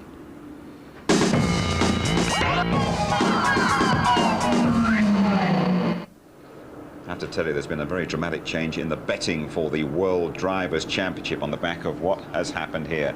These are the odds supplied to us by the bookmakers Ladbrokes. Well, those were the odds back on June the 3rd, a month ago. Schumacher, a prohibitive 7-1 on favourite. Mika Häkkinen, world champion, at 7-2, and David Coulthard, a big outsider, at 12-1. Spool on. After the race today, odds against for the first time this season. Michael Schumacher 5-4, and the bookies go 2-1. Both Mika Häkkinen and David Coulthard, underlining what a thrilling climax to the season we are in for. Okay, Tony, let's have a look at the start of the race. You have first bite at this and give us your views on what happened here. I think the great thing about this is David Coulthard at Mugello at that test where only Ferrari were. He'd done about 30 practice starts. That's what he went there to do. And look, he went off so well, and the McLarens were neck and neck, and they left them all behind. While behind the rest of the pack are jostling. Häkkinen just nips in there, and then it all breaks loose as Zonta does his stuff on the outside. Now Barrichello there escaping, you can just see him going across the gravel. You can see how badly Villeneuve was affected. Poor Trulli's out. Ralf Schumacher, you can see there, he's stopped as well. He's taken the damage. But look again at the anticipation of Coulthard. That is one of his best ever starts, and he was neck and neck all the way there, just until that last corner leading up to turn 1. And there's the mayhem. There's Schumacher spinning off. There's the damage. Now more damage done now by Trulli going in and taking it off. And on the inside, the Sabre of Deniz has spun off as well. Now he gets a tap, I think, Barrichello here. Look, just from Trulli. And that's what Rubens was talking about, feeling that just before now. And it really is a big mess. Now, Martin, I know you've got a point to make. I just want to put one thing to you. You are Michael Schumacher, and the one thing you want is that race to restart. That must be the first thing that goes through your brains. Is there any way that you can manoeuvre that? For sure. It didn't work out though, did it? No. Michael waited. Michael waited. Look, here he goes. Look. He waited until they pulled the Jordan away. Somehow the anti-stall had collected the engine up. He drives back onto the racing line, look. So the car's working absolutely fine. And, oh no, I'm going to have to park it there. But looking again at that replay without having to commentate on it, there was a set piece going on with Ferrari into that first corner. Barrichello was yielding to Michael, and they both got a thump up the backside because I think they were hovering to make the set piece work, because Barrichello got a much better start than Michael. Although his car was fatter, had more fuel on board, we know he went 40-odd laps into the race. But as he was hovering, letting Michael go, the pair of them got whacked up the backside. So is that in some way Ferrari really paying the penalty for Michael Schumacher being their numero uno, come what may? No, I don't think it's fair to say it's a penalty. I think they had a strategy.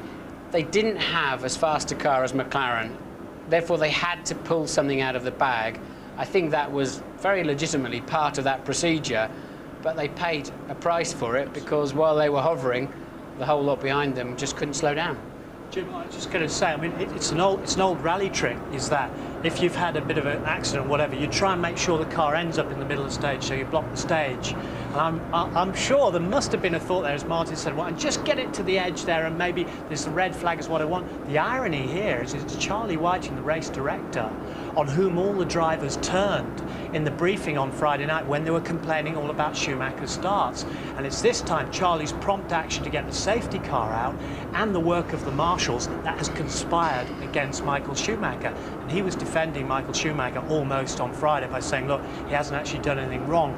If you needed to do anything, you should have protested after the French Grand Prix. Charlie wanted to make sure our programme didn't go into Coronation Street again, I think, so he didn't want to... That would have been some overrun, He didn't want to put the red flags out.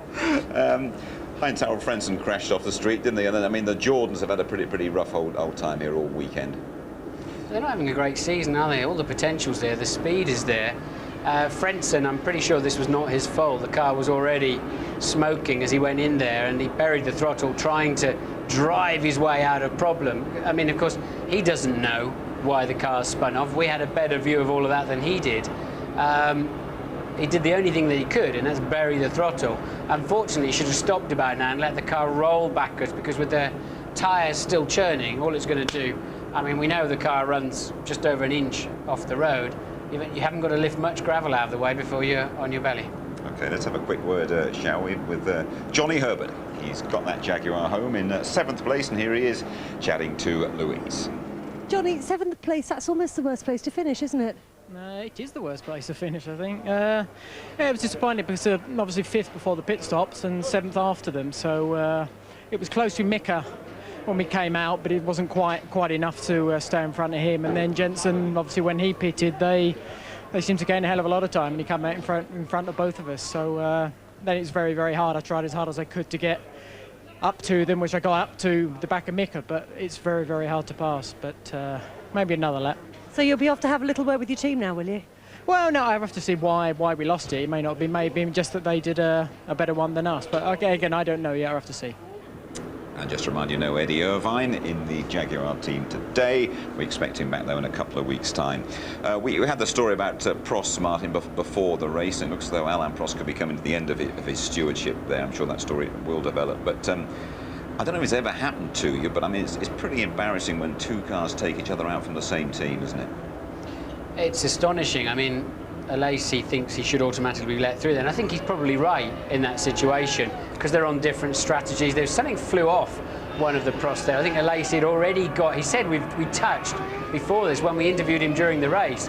Heidfeld, I think, was right not to expect Alesi to keep coming. He had, although this camera angle makes it look worse than it is, or makes it look clearer that Alesi, but Alesi's already out of control anyway, look, and the inevitable happens. Heidfeld, he came into Formula One, he won the Formula 3000 Championship. He's strongly backed by Mercedes-Benz. He's had a terrible season. He does not want to yield in that situation. Prost should have been managing that from the pit wall. Alesi made that point. But at the same time, Jean can't automatically expect him to leap out of the way if he sends one up the inside. We talked to Jensen about half-time or half-term reports. Actually, you had the Prost bottom of your charts, didn't you? And I don't think they've done much here to move up the class, have they? Jensen Button, though, probably has, hasn't he, Tony? And I don't know. I think the expectation is that he will be moving away from Williams, but certainly the expectation is that he will keep his seat in Formula One. And he's done himself no harm this afternoon. Hasn't. There's a very tasty rumour going around that he will end up at Benetton with Jacques Villeneuve, and we don't know whether Briatore is going to keep Fisichella or not, but this pit stop was certainly very, very smooth, and you know, it belies the guy's age. He's just 20 years of age, and he's cruising. He's a thinking driver as well. He's an intelligent driver, and as Gerhard Berger said, the guy hasn't made many mistakes at all in this season. He's very, very pleased with him. And I would have thought lots of teams would be clamouring after him, but this is where he goes off. Now, this is what I want Mark to see, because I think the splitter underneath gets more damage than the actual nose cone when he went off. Schumacher did this a couple of years ago when the gravel was much rougher. We saw it at the beginning of the programme. It was an awfully rough ride, but I don't know whether he under-exaggerated how bad the car felt after that or not, because they were ready with a new nose cone. Jensen's got one big problem, that he's on a leash at Williams, a 5-year deal. And now they've got to buy themselves. Frank's got to, if he's not going to use him, and my information is that he's not going to use him next year, I hope that's wrong, but my information is that the deal's already been done with Chip Ganassi to release Montoya. To move Jensen on, to allow him, who wants to take him, put up with his learning process and develop him into a top-line racing driver, a Formula 1 driver that he can so clearly be, and then only to lose him back to Williams. So if Frank has got that 5-year deal still in place, he's got to set Jensen free from that. Absolutely, I would expect some sort of announcement this week actually on that. But a word about David Coulthard. Didn't win, but crikey, he's well in there, isn't he? As the bookies have just confirmed for us. I wouldn't think he'd be very happy bunny tonight, because Hakkinen was quicker around this track. David got on top of him for a few races now. Mika was the man around here, and if you look in David's eye on the podium, he hates that second place a lot, especially if Mika's standing on the slightly taller step.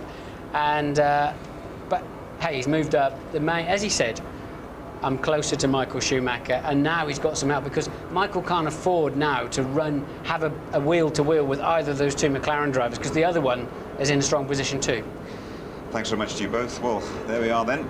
We are coming towards the end of our live coverage of the 10th Grand Prix of the season. We try and get things right, but a bit like Michael Schumacher today, well, we do have our moments.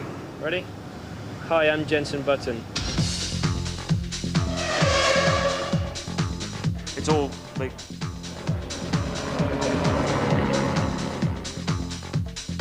Yeah, I'm ready. I'm just waiting for something to happen.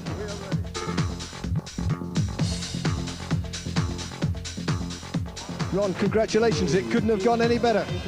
That's quite good, really. I say congratulations. It really couldn't have gone any better, could it?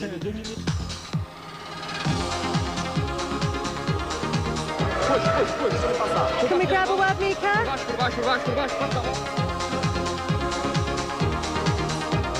Why do you always get the giggles when I'm talking to you?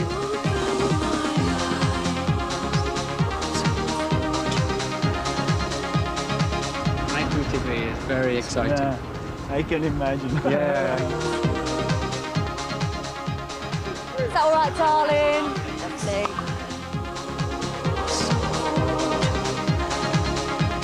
People think we make this up as we go along.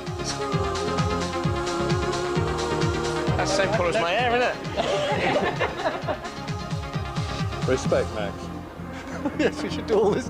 This is like LEG. Have you ever interviewed me before? I interviewed you this afternoon after the qualifying session, Johnson. I don't know why I had to say respect. it's some wind-up.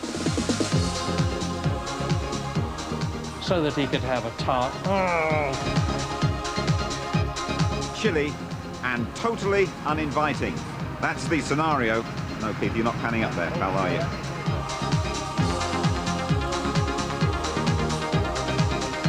This could take forever.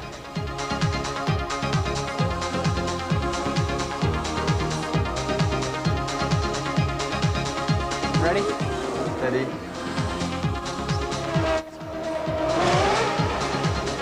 and it's A bit steep for you and me, Jim, but I reckon Teach could probably savour us. Ah!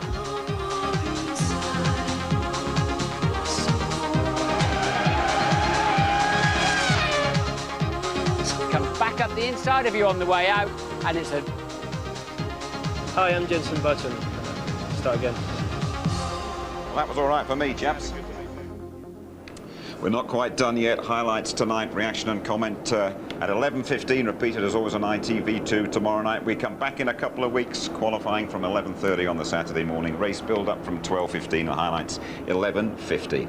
So another 1-2 for McLaren, would you believe it? David Coulthard second here for the 4th year running.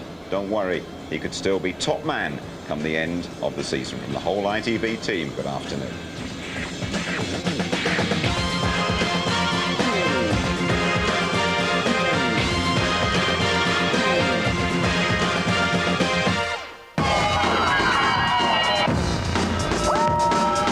F1 on ITV in association with Texaco.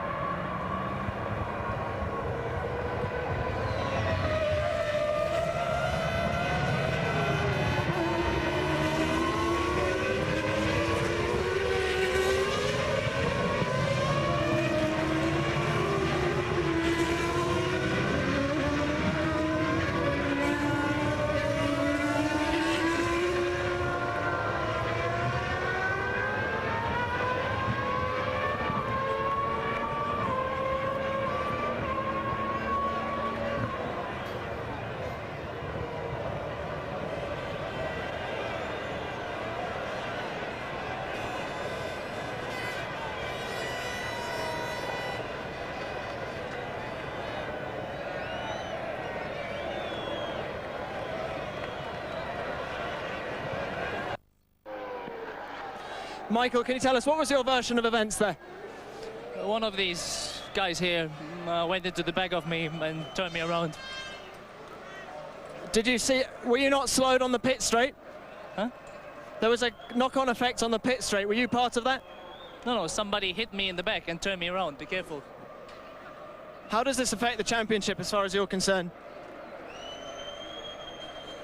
I can't score points, so what can I say? Okay, well, bad luck, Michael. Thanks for talking to us. Yeah, thank you.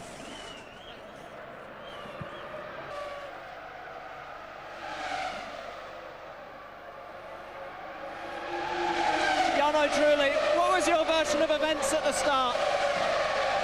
Well, I don't know what's happened exactly. I just, in the middle of the corner, I've seen there were someone in trouble, and unfortunately I hit it. And I just found the way blocked in front of me, so I couldn't avoid the accident. Do you think they should have stopped the race? I don't know, it's difficult to say. They decided to not stop the race, so it's very unfortunate for me. I couldn't rejoin. Bad luck, Jarno. Thanks for talking to us. You're welcome.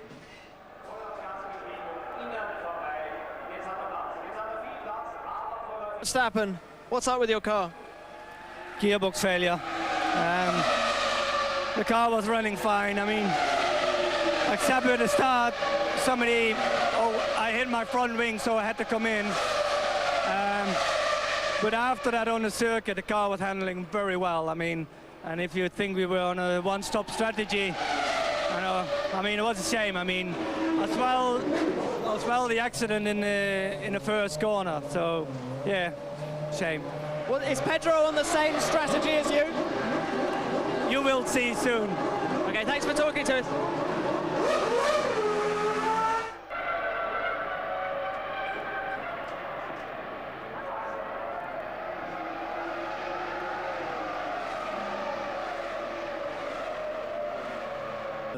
And the same problem we had in Magny-Cours seemed to have happened again, and it's very strange because we've never had such a problem. So at the moment, feel very disappointed for the great job we've done this weekend, how well we've been going the whole weekend, especially in the race where we were on a one-stop strategy, like everyone, and many teams thought we were on a two, but we were keeping the pace quite well.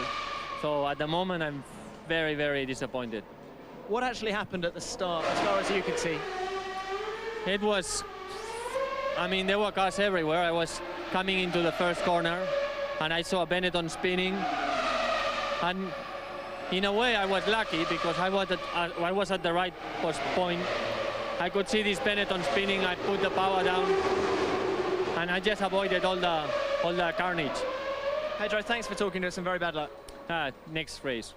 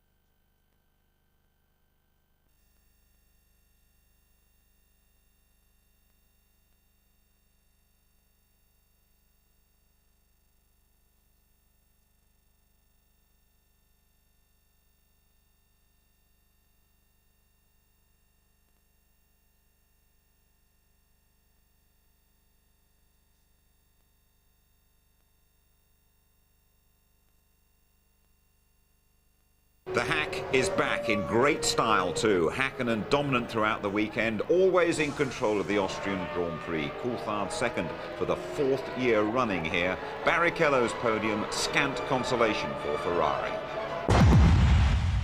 It probably did not look so exciting on television, and it probably looked quite easy. And one point it was quite easy, to be honest. The moment where I was definitely sure. You know, everything became much easier when I had a fuel stop and when the mechanics changed the tires. After that, I knew the game is definitely on my side, and I can really start looking for saving the machine. When Michael went out at the beginning, that changed my attitude a little bit to the race. I knew I was running a bit more fuel than Mika, so I would be a little bit slower up to the first stop. But after about 10 laps, I thought, okay, let's just cock Annie here, and I took it very easy with the traffic and just tried to get the car home. So from that point of view, I'm happy. I was lucky today to finish third. I mean, I had a big bang from behind on the start. I broke my floor, so the car was completely undrivable to begin with. And so basically I'm lucky to finish the race today. The car was really in pieces after the first lap. I just watched the video there, and I could see the both Ferrari, they stopped completely the first corner.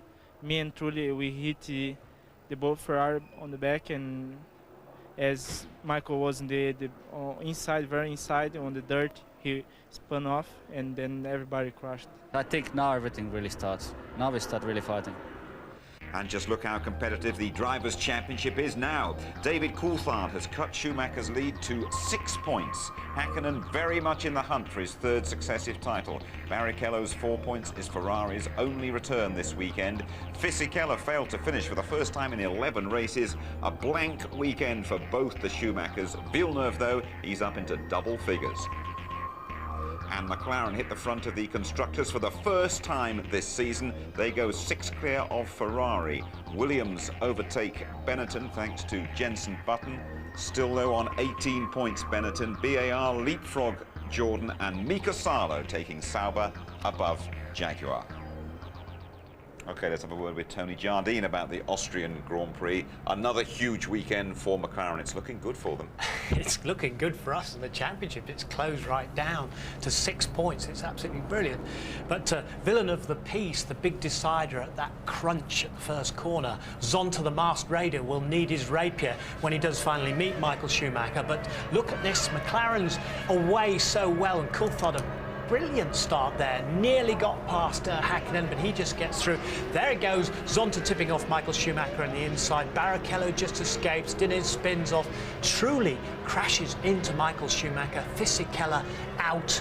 And then he catches Ralf Schumacher as well. You can just see here Barrichello getting the little tap from Trulli, who'd started from 5th position in the Jordan. And then it's bedlam after that. And the Ferrari, the championship leader, was out. You've been in that position in your old rally cars, haven't you? And your one thought there is, how can I get back into the race? And that thought obviously occurred to Michael Schumacher. Because if you've had a crash and you're right near the front and fighting for the thing, you try and get the car into the middle of the stage, so you block it, it has to be cancelled. Any driver would try and do this. He's trying to get the thing red flagged, and he's managed to get the engine going, Schumacher. So, look, look where the wheels are. There's no wing. You're not going to race that thing. Where's he going with it, other than to try and get it onto the track and get it blocked? But ironically, Charlie Whiting, who is the race director, who's been supposedly the villain of the piece with the other drivers in the driver's briefing, he's the guy that acted so quickly and brought out the safety car, and Herbie Blasher, his assistant, as well, and the race went on. A little secret that we found out, courtesy of our pit lane reporter James Allen, is that McLaren, those mechanics, worked fantastically hard to get the cars in shape before the race. Well, we knew Mika Hakkinen had to have an engine change, and then we saw a little bit of smoke from Hakkinen's car. But those McLaren guys have worked so hard this year, and the people at Woking and Northampton, where they build the Mercedes engines, have just done such an incredible job.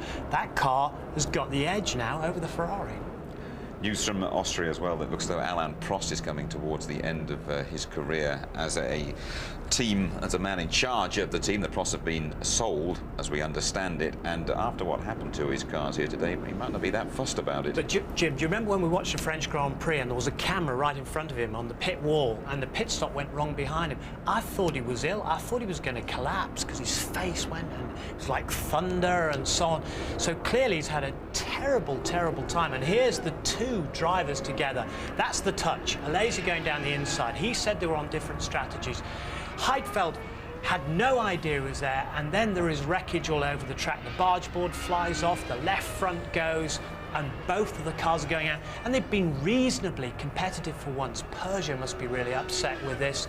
Now, Heidfeld has taken a lot of criticism from Prost himself. Prost described as being like the son of a broken marriage. He spends one night with his mother, the next night with his father, and that's because of his McLaren contract. He said he never really feels part of the family. So imagine driving in that atmosphere and then both going off and going back to face Prost. No wonder Prost said, look, I've had enough of this. Big tick here for the British drivers, for David Coulthard, of course, right back in that world title, and for young Jenson Button too. Jenson Button was superb to come from so far back down the grid, but it was also good because Carl Gaydon, the chief mechanic, and the boys from Williams BMW there managed to get him back out in front of Salo and Herbert. But he did everything right, Button. And Gerhard Berger is right. The guy doesn't make mistakes. He's smooth, he's fast. This is his first year. And then, having said that and praises him, he goes off at the last turn and he does what Schumacher did 2 years ago. But he drove on with a difficult car and got 5th place and 2 World Championship points.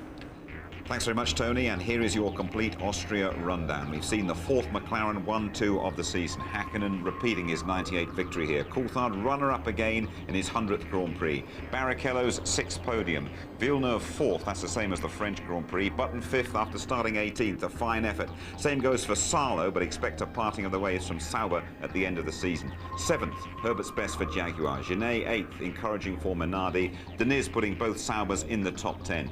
Wirtz 10th on his home Grand Prix. Bertie finishing in his F1 debut, just a couple of laps down. Mazzacani, the last classified finisher. Zonta's engine blew. Ralf Schumacher had 6 pit stops. The Prost, they tangled with each other. Both Arrows had gearbox problems. For instance, Jordan, that one had a blown engine, and Michael Schumacher, Trulli and Fisichella all failed to get beyond that first corner. Our next port of call is Michael Schumacher country. We go to Hockenheim for the German Grand Prix in a couple of weeks' time. Watch the qualifying live on the Saturday morning, the full ITV F1 service at 11:30. The race, our build-up starting, the German Grand Prix build-up starting 12:15 on the Sunday and highlights at 11:50. So another blank weekend for Michael Schumacher. He remains the favourite for the world title, but only just. The bookies can't separate Mika Hakkinen and David Coulthard. We have a 3-way scrap for the title. Good night.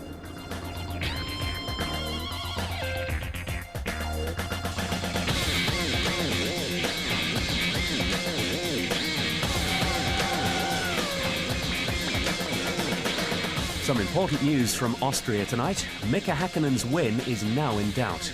The FIA will examine computer equipment from his car and announce their findings before the next race.